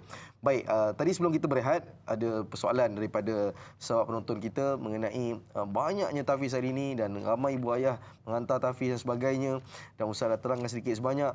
Dan adakah Quran ini boleh melaknat kita? Mungkin Ustaz nak sambung sedikit ataupun terus bincang Ustaz, silakan. Pada soalan Puan Rati Kayat tadi berawang, cantik soalan beliau sebab berkait dengan soal biasa kita dengar. Quran melaknat, laknat dan laknat. Baik. Saya cuba membaca dan melihat juga lama sudah. Dan sebab ini kerana kebetulan ditanya terus kena jawab soalan lah. Banyak orang biasa dia sebut hadis Nabi sebut, Nabi kata rubba qari'in lil Quran wal Quran yal'anuhu. Maknanya orang baca Quran, Quran melaknatnya. Kalau disemak daripada konteks hadis ini, seolah-olahnya tidak ada kesahihan hadis ini. Tidak ada satu nas yang begitu jelas daripada hadis Nabi, daripada riwayat Bukhari ke Muslim ke Tirmidzi, tak ada. Jadi kata ulama, kesahihan hadis ini tak berapa nak dipercayai. Dengan maksud yang lain, ia bukan hadis yang sahih. Memanglah makna tu nampak beratlah kan. Mana baca Quran, Quran laknat. Jadi kalau ikut nasnya tidak ada. Cuma kalau kita nak ambil pada konteks di luar sana, mungkinlah bila orang itu dalam keadaan mempertikai hukum hakam Al-Quran. Quran kalau anak daripada masyar. Itu akan ada, kita ada pastilah kan. Kita hukum, kita macam ditanya oleh Syekh Omar tadi kan. Yang pertikaikan hukum hakam Quran, yang pertikaikan apa tafsir Quran. Itu Allah melaknat dia daripada masyar. Sebab apa? Sebab itu dia pertikaikan Allah Azza wa Jalla. Tapi kalau nak kata Quran melaknat kita dalam keadaan begini-begian, tidak ada nas yang sahih disebut dalam ulama. Ini demikian ulama kata mereka la na'lam sihhataha dzal hadis. Jadi itu kenyataan. Cuma sebutkan tadi, kelaknatan itu Allah punya hak. Sebab Allah bukan laknat saja orang yang berdosa, Allah laknat orang kafir, orang musyrikin, Allah laknat mereka. Bahkan laknat juga siapa? La'anallahu rashi wal mutashi. Allah laknat pemberi rasuah dan terima rasuah. Jadi ini adalah hak Allah Azza wa Jalla. Wallahu a'lam. Baik, Alhamdulillah. Terima kasih Ustaz. Itu secara ringkas ni tuan-tuan dan puan-puan. Dalam hidup kita ni banyak benda yang kita kena belajar dan hari-hari kita kena tahu tuan-tuan. Banyak benda pasal agama ni kita tak tahu, kita ajak keluarga kita duduk depan TV belajar sama-sama insya-Allah. Satu soalan daripada Facebook daripada Intan Zurina Abdul Razak. Assalamualaikum Ustaz dan Da'i. Waalaikumsalam warahmatullahi. Surah pertama yang diturunkan adalah Al-Alaq. Soalan saya, apakah pula surah yang atau ayat terakhir yang diturunkan? Adakah Nabi Muhammad SAW diberitahu bahawa itulah ayat yang terakhir, dan bagaimana penerimaan baginda dengan berita tersebut? Terima kasih atas pencerahan. Surah pertama kita tahu Ustaz. Yang terakhir sekali apa dia? Surah pertama, Puan minta terima kasih kepada Puan Intan Zurina. Intan Zurina, soalan menarik. Ayat pertama turun kita dah tahu. Iqra bismi rabbikal 5 ayat pertama. Baik. Jadi kalau dari pertama turun, mesti ada yang terakhir turun. Baik, menarik sekali. Dan memang itu kenyataan. Al-Quran lengkapkan hujah-hujahnya melalui 114 surah 30 juzuk dengan ayat 6,231 ayat. 6,236 ayat. 6,236 ayat. Baik, 6,236. Baik. Persoalan sekarang, tanya Puan Intan, apakah di antara ayat terakhir yang turun? kepada Nabi SAW. Para ulama kita ada pandangan tentang hal ini. Sekurang-kurang kalau kita rumuskan punya pandangan, ada 4 pandangan yang disebut ulama tentang ayat yang terakhir turun. Akhiru ayatin nazalat alaihi wasallam. Nabi tahu kita tahu, Nabi ni mukjizatnya ada. Maka pasal Nabi tahu, Nabi memang tahu. Sebab itulah maka dalam satu peristiwa, kita akan sebut nanti ya, ada 4 ayat. Pertama disebutkan turun ayat daripada surah Al-Baqarah ayat 281. Wattaqu yawman turja'una fi ila Allah thumma tuwaffa kullu nafsin akhir. Ini ayat terakhir dikatakan ulama terakhir turun. Nabi wafat. Al-Baqarah 281. Ada yang kata ayat terakhir turun adalah surah An-Nasr. Ayat pertama, idza jaa nasrullahi wal fath. Ayat terakhir. Pada kedua. Ada ulama kata yang ketiga turun ialah ayat daripada tentang persoalan hukum. An-Nisa ayat 176. Itu kata Allah, yastaftunaka qulillahu yuftikum fil kalalah, tentang soal hukum. Itu ayat terakhir. Ada ulama kata ayat keempat turun terakhir ialah, pandangan keempat ialah ayat yang berbunyi, ini paling masyhur. Paling masyhur itu al-yauma akmaltu lakum dinakum wa atmamtu alaikum ni'mati wa raditu lakumul Islam madina, ayat Al-Maidah ketiga. Baik. Kesemua ini ulama tidak bercanggah pendapat sangat. Kesemua dianggap betul belaka. Yang kata Al-Baqarah 21 terakhir, benar. Yang kata surah namanya An-Nisa 76, benar. Yang kata An-Nasr pertama, benar. Yang kata Al-Maidah ketiga, benar. Yang penting adalah dia berlaku dalam peristiwa tertentu. Di penghujung hidup Nabi SAW. Di hujung Nabi. Dan Nabi tahu.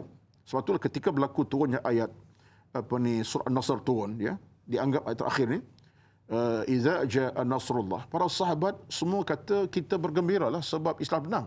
Tapi Abu Bakar dia faham. Bila Allah dah sempurna kemenangan Islam, maknanya Nabi dah tak lama lagi dah. Abu Bakar dia faham jauh ke depan. Dan diceritakan Nabi nampak air mata turun menitis. Sebab Nabi faham bahawa baginda dah tak lama dah. Ya, Islam dah sempurna. Sebab itu kata para ulama, Nabi tahu. Termasuk ayat yang dikatakan terakhir turun di padang Arafah. Buat haji wada kan, turun ayat ni, al-yauma akmaltu lakum, sebelum ni lagi, al-yauma ya'isal ladzina kafaru min dinikum sampai akhir, tambah ayat tadi, al-yauma akmaltu lakum. Nabi tahu Islam dah sempurna, nikmat dah disempurnakan, Islam agama Allah redha. Nabi faham ini adalah penamat kepada kehidupan baginda sallam. Jadi Nabi dapat mukjizat tahu, tapi Nabi tak cerita kepada khalayak, aku dah nak pergi dah. Walaupun Nabi ada beri bayangan dalam khutbah, Nabi sebutkan, aku tak tahu, la'alli la alqakum ba'da mi'ah, aku mungkin tak temu kamu dah. Nabi berbayangan Nabi akan wafat. Jadi ini 4 pandangan tentang ayat terakhir turun daripada Al-Quranul Karim. Nak pegang mana satu, betul belaka. Nak pegang semuanya, betul belaka. Yang penting memang itulah penutup kepada ayat-ayat Allah Azza wa Jalla di Madinah. Wallahu a'lam. Baik, tuan-tuan dan puan-puan, agama ini telah sempurna. Nabi Muhammad SAW telah bagi kepada kita, tapi hari ini kita tidak mengamalkan agama ini dengan baik dan kita menganggap agama ini janggal, tuan-tuan dan puan-puan. Hari ini sunnah dianggap pelik, agama dianggap pelik. Tuan-tuan dan puan-puan, hari inilah usaha kita untuk kita jadikan agama ini kembali bertahta di hati-hati manusia yang beragama Islam, insya-Allah. Satu soalan insya-Allah daripada sahabat kita. Assalamualaikum warahmatullahi wabarakatuh. Seperti talian. Assalamualaikum warahmatullahi wabarakatuh. Ustaz Ruslan Muhammad dan Dai Hilman Haji Tukinon. Okey, Haji. Daripada Skudai Johor, ya? Ya. Baik, persoalannya macam ni, Ustaz. Ya. Kita tahu Al-Quran itu memang mujizat paling agung pada Nabi Muhammad, kan? Tapi kenapa ataupun nak minta pandangan daripada Ustaz? Ada, ialah Islam, kata Islam ada golongan yang mensia-siakan. Ada yang memijak pula, Ustaz. Jadi adakah patutkah kita lakukan macam ini? Itulah soalannya pagi ini, ya. Terima kasih. Assalamualaikum. Waalaikumsalam warahmatullahi wabarakatuh.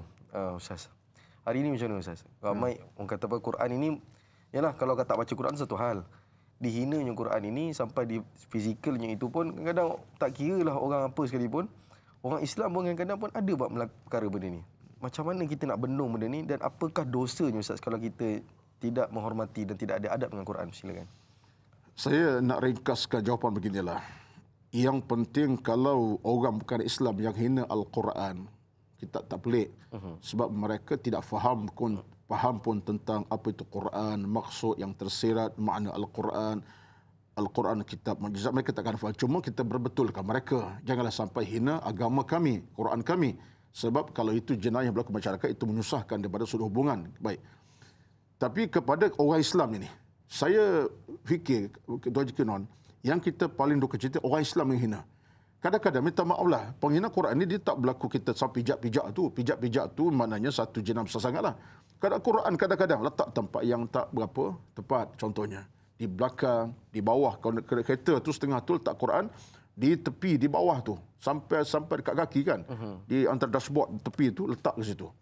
Jadi itu satu tindakan yang tak tepat dalam agama lah. Ini merupakan kitab yang suci dan murni, patut diangkat. Sebab Quran memang terangkat kedudukannya di sisi Allah Azza wa Jalla. Baik. Jadi bagi saya, kecermatan kena ada. Kecermatan. Bila kita cermat dengan jaga Quran, mudah-mudahan itu satu rezeki keimanan kita. Mungkin kita tak baca, tapi selama-lamanya kita hormati Quran, Allah akan beri rezeki melalui hidayah, kita akan baca. Jadi bagi saya, Tuan Haji Tok Kinon, jangan sampai kita tidak muliakan kitab Allah Azza wa Jalla kerana ia tetap kena muliakan. Cuma, kemuliaan yang paling besar sekali ialah bukan simpan saja. Letak Quran di rak buku sekalipun yang paling cantik di almari, cantik harga mahal tu, tak cukup. Kecuali Quran ditarik keluar dan dibaca siang dan malam. Jadi, orang tak baca Quran, saya namakan orang tu hina Quran. Walaupun anda simpan Quran tempat yang baik, tapi tak baca. Anda juga hina Quran. Sebab apa? Anda tak baca Quran. Anda lebih baca, lebih nak baca bercerita lain. Tengok Facebook sampai berjam-jam. Quran tak nak baca. Jadi anda hina Quran. Cuma dia tak sampai pijak Quran. Tapi itu bukan akhlak orang yang beriman kepada Allah Azza wa Jalla. Sebab itulah satu cerita.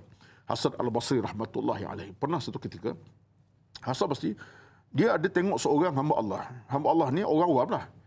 Sedang baca Quran, tengah-tengah duduk bermain, kalau kita istilahnya, main macam orang Chinese tu main mahjong kah? Mahjong kan, dia main apa? Tu. Ada permainan yang melagakan. Hasan tengok orang tu sedang baca Quran. Tengah bermain tu, kalau dunia sekarang mungkin main haji lah kot, haji dam. Macam tak pernah ya. Haji dam kan. Tengah main haji dam, dia baca Quran. Mungkin Yasin ke Al-Mulk. Jadi maknanya main haji itu bukan masa baca Quran. Tapi orang ni, asal tengok ni, dia tengok orang ni sedang main satu benda yang melagakan, baca Quran. Dia datang kepada orang ni. Mabika ya rajul. Ni cerita ni. Asal bertanya, Mabika ya rajul makna, kamu apa ni? Dia kata, aku sedang santai dan aku baca Quran.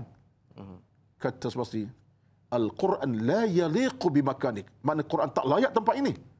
Makna takkan duduk main benda-benda yang lara, baca Quran sekali. Quran tak layak tempat ini. So dia kata, bangun dan Quran tidak layak di tempat ini. Dihalau orang tu. Jadi maknanya Quran kena hormati tempatnya pada waktu dan pada masanya. Jadi kalau tengah-tengah minum arak baca Quran, tak betul lah. Tengah-tengah beli dan waiko baca Quran, tak betul. Sebab ada orang, saya, sebab apa baca Quran, beli dan waiko, boleh nombor satu. Berkat Quran. Ini satu penghinaan kepada Al-Quran. Salah guna Quran. Salah guna Quran tu. Itu bala besar namanya. Betul. Tuan-tuan, benda yang apa yang Ustaz cerita hari ini bukan Ustaz reka-reka, tuan-tuan. Saya sendiri pun banyak kali dengar dah. Mana kata benda ini adalah realiti. Tuan-tuan dan puan-puan, kita akan bicarakan lagi, kita akan sambung perbincangan kita mengenai nuzul Al-Quran. Tapi selepas ini di TV9. Kita akan tamat di TV3. Kita dan Fadil Ustaz akan meneruskan perbincangan. Jadi tuan-tuan dan puan-puan, terus setia dengan Tanyalah Ustaz, biar tahu, jangan keliru.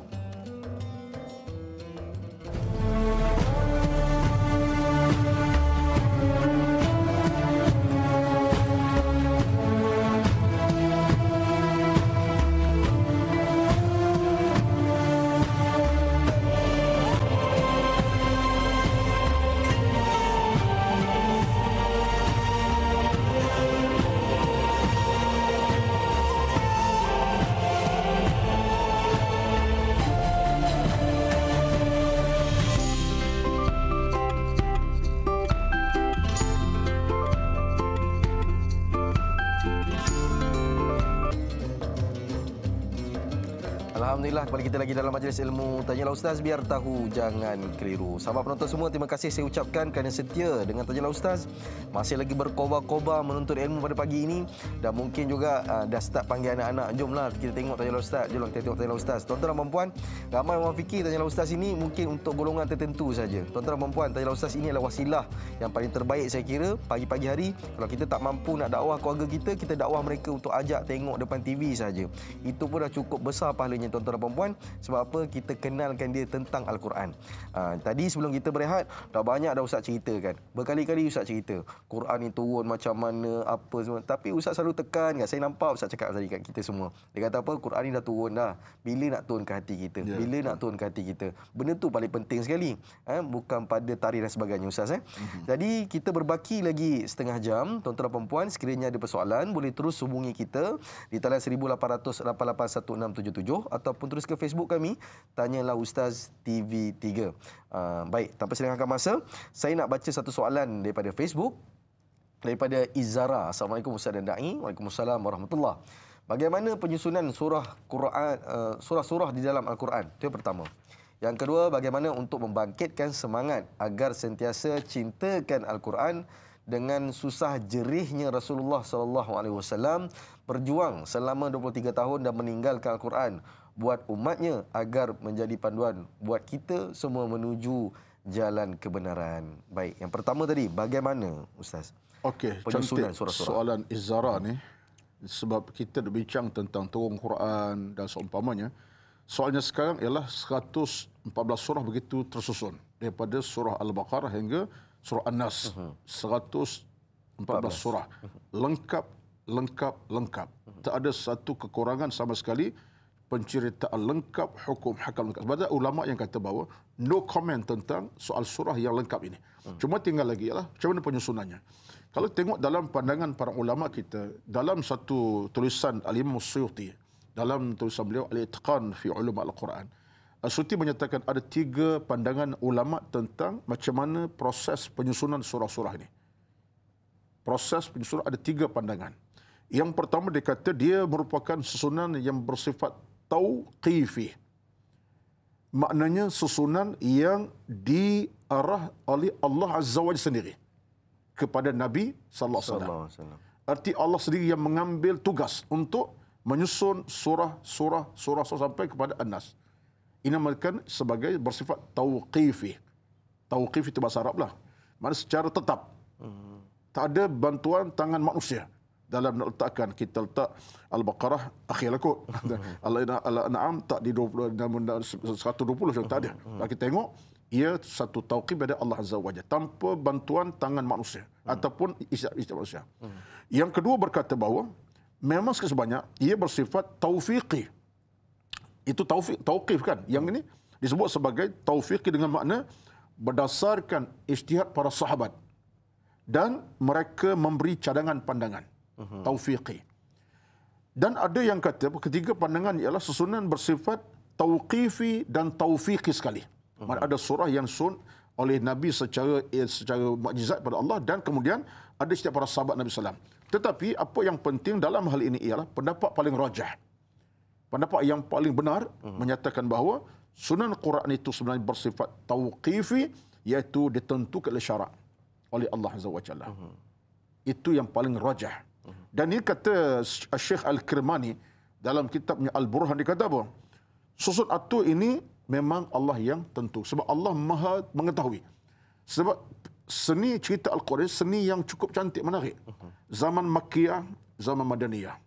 Peristiwa, soal akidah, soal hukum hakam, Allah yang Maha mengetahui. Sebab itulah kata ulama, kemunasabahnya. Kenapa? Kerana pemilik Al-Quran siapa? Allah Azza wa Jalla. Pemilik mutlak Quran. Bukan Nabi. Allah Azza wa Jalla. Cuma Nabi menerima ayat demi ayat, hukum demi hukum. Jadi ini menunjukkan kepada kita bahawa lebih kita cenderung kepada Al-Quran penyusunan surah-surah melalui tauqifi, ketentuan syarak daripada Allah Azza wa Jalla. Itu yang tegas para ulama. Wallahu a'lam. Jadi Ustaz, yang kedua tu, bagaimana untuk membangkitkan semangat agar sentiasa rasa cinta kepada Al-Quran? Dengan kita kata Rasulullah susah penat dengan kata berjuang dengan kita, tapi hari ini kita nak rasa cinta, bagaimana Ustaz? Dia begini, Da'i Hilman ya. Da'i Hilman. Kita tidak boleh merasa seronok, sayang, cinta kepada Al-Quran kalau tak ada 3 benda dalam kehidupan beragama kita. Yang pertama, kita meraihkan yang bawa Al-Quran kepada kita. Siapa? Nabi SAW. Kerana perasaan itu. Nabi dengan penat, letih, lelah, jerih payah betul. Diuji, dicoba sampai Nabi dikata apa? Tukang sihir. Subhanallahil azim. Ini satu kata-kata yang dahsyat. Nabi bawa Quran ayat demi ayat kata Muhammad tukang sihir. gila Muhammad. Jadi tuan-tuan, Nabi tertekan sebenarnya. Sedangkan kalamullah. Nabi sebut ayat daripada Allah. Tapi Nabi kata, tukang sihir. Kita kena memahami susah Nabi. Kita kena hati. Kita akan rasa Quran sebagai benda besar kalau kita tak hati tentang Nabi punya perjuangan. Yang pertama. Yang keduanya adalah, untuk kita merasakan Quran cinta dan sayang, kita kena anggap Quran penyelamat kita di padang mahsyar. Penyelamat kita. Sebab seluruh hidup ini bergantung kepada Al-Quran. Baik, kita solat, kita sembahyang, kita puasa, beribadat, menikah, kahwin, hatta kita merentah dunia pun, daripada mana sumber kekuatan kita? Quran. Perintah solat, sembahyang, puasa, zakat, haji, bina keluarga, anak-anak, sumber kita Al-Quran Karim. Itu Z lah.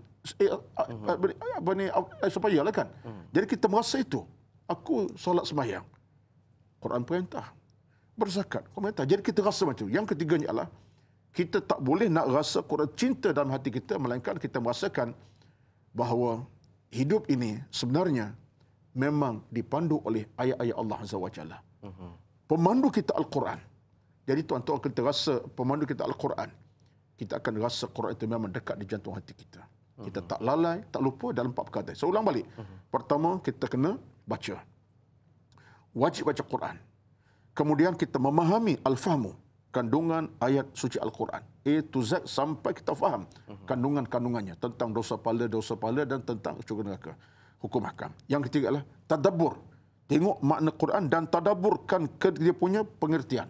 Keempat, kita mengamali Al-Quran. Perintah kita lakukan, suruhan kita lakukan, yang dilarang kita lakukan. Jadi kalau ini berlaku dalam kita, kecintaan itu akan menebal dan hidup kita tidak melainkan dengan Al-Quran di mana kita berada. Secara bacaan harian ke, secara bacaan setiap masa ke, tapi ingatan kepada Quran tetap akan menebal.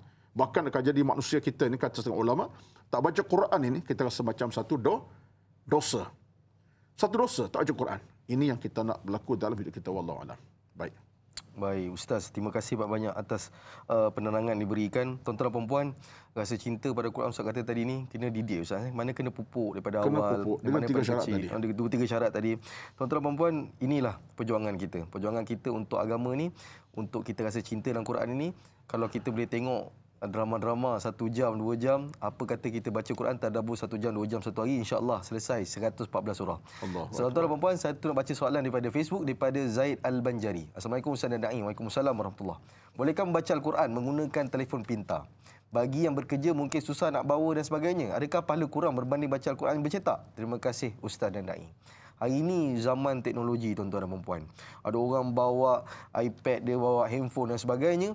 Dalam train dan sebagainya, nak bawa Quran mungkin takut nak jaga adab dan sebagainya. Jadi saya tanya Ustaz.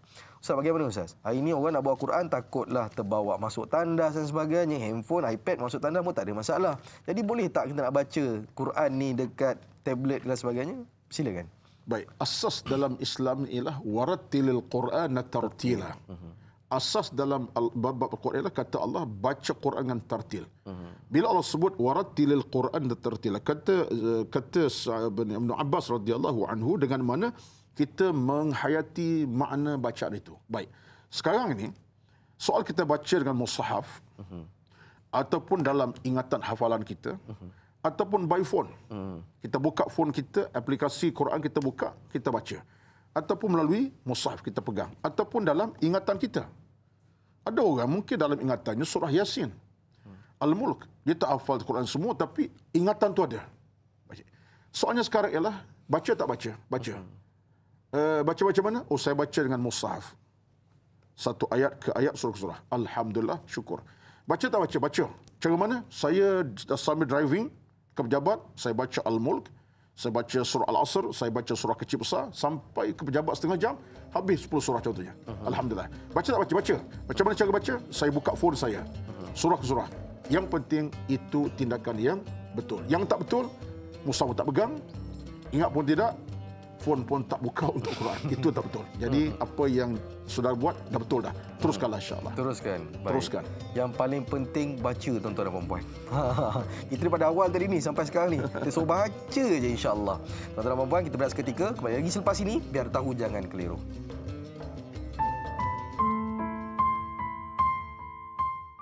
Bismillahirrahmanirrahim.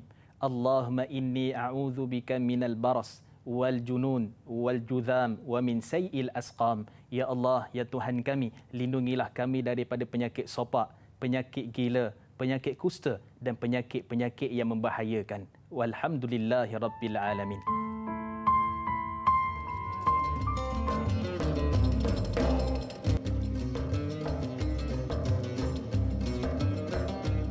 Alhamdulillah, kepada kita lagi dalam majlis ilmu Tanyalah Ustaz, biar tahu jangan keliru. Kita lagi dalam tajuk Al-Quran, iaitu nuzul Al-Quran. Apakah di sebaliknya? Tuan-tuan dan puan, Quran ini adalah panduan kita, Ustaz sebutkan tadi. Bila kita lihat pakai panduan ni apa? Inilah dia. Kalau kita beli telefon dan sebagainya, semua ada buku panduan dia. Hidup kita, panduan ni adalah Al-Quran yang Allah telah berikan. Tuan-tuan dan puan, tanpa selengahkan masa, saya nak baca satu soalan daripada Facebook, daripada M. Kushairi Rizwan. Assalamualaikum Ustaz dan Da'i. Waalaikumsalam warahmatullahi. Adakah istilah membaca Al-Quran bermaksud membuka Al-Quran dan baca atau membaca apa-apa surah yang dihafal pada bila-bila masa juga dikira sebagai membaca Al-Quran? Terima kasih Ustaz dan Da'i. Bila mana disebut membaca ni Ustaz, kadang-kadang orang confuse. Kita nak baca ni, maksudnya kena baca tu buka baca ke, ataupun apa yang ingat dalam kepala saja, itu pun dikira baca. Ni orang, kita pun tak tahu Ustaz. Mana dapat pahala tu sekadar melantunkan ataupun tengok Al-Quran. Silakan Ustaz. Okey. Dia begini, Saudara Rizwan bertanya, menarik sekali. Dalam keluasan kita beramal dengan Al-Quran ini, keluasan yang terbuka. Sebab tidak ada satu nas hadis yang kata kita mesti bermula dengan surah Al-Baqarah. Mesti mula dengan Al-Mulk. Walaupun surah ini ada di sana kelebihan masing-masing. Al-Mulk sebagai contoh, kita patut amalkan setiap malam. Sebab Nabi bersabda, siapa yang amalkan Al-Mulk, kalau dia meninggal, Allah akan mempermudah urusan kuburnya. Ada di sana kelebihan surah Al-Waqi'ah. Siapa yang baca Waqi'ah sekian, surah Yasin. Tapi dalam hukum agama, tak mesti. Nak baca Quran, mesti mula Yasin. Nak baca Quran mesti mula Al-Quran, tak ada. Yang pentinglah baca. Sebab saya baca ayat tadi sebelum kita beristirahat, kita baca ayat warattilil Qur'ana tartila. Ini ayat Quran. Allah minta kita tartil Quran. Tartil mana? Qira'ah. Dia soalnya sekarang kita nak baca surah pendek ke surah panjang serah. Mungkin kita dalam keluasan masa tak banyak. Sementara nak ke pejabat, dah pukul 6.30, nak ke office contohnya. Quran nak bacakan, takkan nak baca surah Al-Mulk. Nak baca surah Al-Waqi' Al-Kahfi. Nak bacalah surah Al-Asr. Wal asri innal insana lafi khusr. Dia turunlah. Jadi kita ada keluasan untuk baca apa surah kecil ke besar, di mana berada, sebab tertil dengan mana? Umum. Kita baca yang hafadah ke, yang nak baca mushaf tak kira. Tapi kata para ulama kita rahmatullahi alaihi majma'in, seafdalnya kita baca daripada ayat pertama hingga ayat terakhir menurut kita kemampuan. Seafdalnya. Kita buka Quran daripada ayat pertama apa dia? Tertib. Alhamdulillah rabbil alamin, kemudian masuk Al-Baqarah, kemudian sampai kepada itu yang afdalnya. Jadi itu amalan yang kita boleh rancangkanlah. Tapi kita nak baca secara mengejut. Mengejut. Kita buka saja contohnya. Kita Quran bahasa saya kan. Buka-buka, terus tengok kepada surah Al-Hajj. Bacalah. Yang penting baca tu. Bila baca tu, pahala menjadi mengalir kepada kita malam, siang, pagi, petang. Hurufnya jadi pahala kepada kita. Jadi penting ialah Quran tolong letak di jantung hati, bukan di atas para, di atas rak buku semata-mata. Itu penting. Bila ada Quran dalam hati, bila-bila masa. Mungkin kerana tidak baca mushaf, kita hafal saja. Nak baca surah Qul Huwallah, Al-Ikhlas, baca Qul Huwallah. Jadi baca dan baca itu yang paling utama sekali. Bila Ustaz cakap baca dan baca ni Ustaz kan, saya teringat dulu masa saya kecil-kecil, saya tengok Ustaz dan TV apa semua kan. Ustaz selalu cakap pasal Quran semua. Hari ni Alhamdulillah sebab saya pun hafiz Quran, masuk TV pula sebelah Ustaz. Mana kata kalau tuan-tuan dan puan-puan bawa anak-anak keluarga, kita duduk depan TV, belajar tentang ni, insya-Allah asbab. Mungkin asbab tengok TV pada hari ni, kita tak mampu cakap. Ustaz cakap baca dan baca itu menjadi asbab pada dia. Saya setuju, saya nak komen sikit. Asbab ni penting. Sehingga diberitakan Al-Hasan Basri, saya sebab cerita banyak tentang ni. Betul. Hasan Basri dia kata apa? Aku terasa seronok untuk bantu orang miskin. Sebab apa? Satu hari, aku tahu orang miskin tu makan soal makan pasir. Allah Akbar. Dia cerita ni tentang macam mana aku ni nak tolong orang miskin. Tengok soal makan pasir, tak ada makanan. Aku dapati dia makan pasir, aku terasa laparnya maksud nak makan, akhirnya aku rasa ini mesti kena bantu. Sebab kata Basri, aku boleh tahu orang miskin, aku tak boleh diam diri. Ini sebab Basri. Tengok orang miskin, dia tak boleh diam diri. Sebab apa? Dia ingat sejarah lamanya, tengok orangnya dalam kelaparan. Jadi kita bersamalah. Kita dah biasa satu benda yang baik, yang elok, jadi kebaikan kita. Kita kebaikan pada kita. Sedekah contohnya. Kita buat sedekah. Ini di luar konteks, tapi masuk konteks kita lah. Amalan kita. Kita sedekah. Biasa 10%, 30% contohnya. Tapi dia benda lama-lama, keluar 100 pun tak rasa apa. Sebab kita dah terbiasa dengan amal yang itu. Orang kata biasa benda yang tak biasa akhirnya biasa. Allah. Itu tuan-tuan dan puan-puan. Ini contohlah. Daripada tak biasa kita baca-baca lama-lama menjadi biasa. Satu soalan lagi daripada Facebook, soalan yang agak panjang sikit. Laila Dila Rosa. Assalamualaikum Ustaz dan Naim. Waalaikumsalam warahmatullahi. Di dalam kita meraihkan bulan Ramadan ini, apakah cukup untuk kita mengingati peristiwa nuzul Al-Quran? Apakah cara terbaik untuk kita menghayati, memahami dan mengamalkannya agar segala yang ada di dalam isi kandungan Al-Quran itu dapat kita jadikan sebagai titik tolak dalam menyantuni kitab suci itu? Apatah lagi di musim pandemik ditambah pula tibanya bulan mulia ini adalah waktu terbaik untuk kita mendampingnya. Mohon perkongsian ilmu daripada Ustaz. Adakah kita ni bulan Ramadan ni Ustaz, cukup ke kalau kita sekadar meraihkan nuzul Al-Quran itu sahaja ataupun bagaimana Ustaz? Silakan. Pertama, Puan Lela Dila Rosa, terima kasihlah soalan dari penghujung-hujung ni. Soalan bonus kan ni, Puan Lela. Pertama sekali, meraihkan nuzul Quran secara sambutan, ia tak ada dalam sunnah, dalam nas. Tak ada. Nabi sebut mesti raihkan nuzul buat perayaan, buat suatu majlis besar-besar. Tak ada. Cuma kita bila sampai nuzul Quran, kita angkat sebagai suatu peringatan kepada kita, jangan lupa Quran. Bagi saya, soal meraihkan serahlah. Tapi yang pentinglah pengamalan. Jadi bila saya sebut soalan Puan Dila Rosa tadi ialah, sekarang isu kita ialah dua. Yang pertama, apa kita benar-benar faham tentang Al-Quran. Sekarang sikap kita di mana? Kalau kita tak faham Quran, tolonglah faham Quran. Sebab apa? Quran kata Allah Azza wa Jalla dalam surah Al-Isra, Allah kata apa? Inna hadzal Qur'ana yahdi lillati hi aqwam. Dia akan bawa kamu ke jalan yang lurus dalam hidup. Jadi orang beragama beriman tuan-tuan, dia akan jadikan Quran sebagai panduan. Aku nak baca tentang soal akhirat, nak faham tentang soal ilmu, nak faham tentang soal keluarga, nak faham semua. Sebab apa? Panduan. Jadi kalau kita meraihkan sekadar meraihkan 17 bulan nuzul Quran, tapi Quran tutup, tak jadilah. Yang kedua, kita faham. Yang kedua ialah dalam Quran kita kenapa? Ambil sebagai panduan kepada kita. Yang haram kita haramkan. Ya Allah kata halal kita halalkan. Barulah kita dapat jiwa Al-Quran Karim. Sebab Quran itu pakaian kita. Ini bahasa guru kami dulu. Quran pakaian kamu. Kalau kamu tak berquran, kamu dah telanjang. Minta maaflah. Quran pakaian kamu, menutup aurat, memberi kamu kekuatan iman, hati yang sakit boleh bercahaya, hati yang mati boleh hidup. Sebab apa? Quranlah menghidupkan kamu. Sebab Quran sifatnya hidup. Quran tak mati. Sebab itu Quran kata, Allah kata apa? Zalikal kitabu la raiba fihi hudal muttaqin. Quran tidak syak sangka, dia petunjuk kepada kita. Jadi Puan Lela yang bertanya tadi, sambut itu urusan yang kedua. Tak sambut tak apa, tapi aku akan sambut dengan penghayatan, bacaan dan mengamalkannya. Wallahu a'lam. Itu paling penting tuan-tuan dan puan-puan. Ya. Membaca, menghayati, mengamalkan. Itulah yang kita perlu perjuangkan hari ini tuan-tuan dan puan-puan. Satu soalan lagi daripada Norsia Akbar. Assalamualaikum Ustaz dan Da'i dan jemaah Tajilah Ustaz. Waalaikumsalam warahmatullahi. Apakah perbezaan di antara cara turunnya Al-Quran dan turunnya kitab-kitab lain kepada rasul-rasul yang terpilih?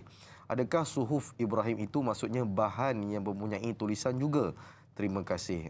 Bagus soalan Puan Norsia Akbar ini. Dia tanya, adakah proses penurunan kitab-kitab sebelum ini dan juga suhuf yang ada sebelum ini sama dengan caranya penurunan Al-Quran, Ustaz? Silakan. Baik. Yang pertama sekali, kitab Taurat, kitab Injil, kitab Zabur adalah merupakan kitab-kitab siapa? Kitab samawi daripada Allah Azza wa Jalla. Jadi semua ini Allah turun kepada Nabi. Nabi Daud menerima kitab Injil, kitab Taurat, kitab Zabur. Nabi Musa menerima kitab Taurat, kitab Injil itu kepada Nabi Isa. Yang penting semua turun. Cuma macam mana turun kita tak tahu, tak pasti sebab tiada nas yang jelas bagi. Quran pun turun. Quran turun kita sebut tadi secara munajaman, secara sekaligus dan secara sikit-sikit mufarraqan. Baik. Soalnya sekarang ialah kita di mana kita berada. Yang penting kita yakin semua kitab ini kitab daripada Allah Azza wa Jalla. Menjadi panduan umat pada zaman itu, zaman Nabi Daud, zaman Nabi Musa, zaman Nabi Isa, zaman Nabi Muhammad SAW. Baik. Yang kedua tadi, soalan kedua tadi? Soalan kedua Ustaz, bila mana dia Suhuf Ibrahim. Suhuf Ibrahim tu, adakah dia ada penulisan? Ya, baik. Wallahu alam. Kalau kita baca dalam penghujung surah Al-A'la, Suhuf Ibrahim wa Musa. Allah sebut tentang Suhuf Ibrahim. Suhuf ini maknanya kitab-kitab yang dicantumkan. Itu suhuf. Dia suhuf ini dalam maksud kata ulama ialah kitab-kitab yang bertaburan.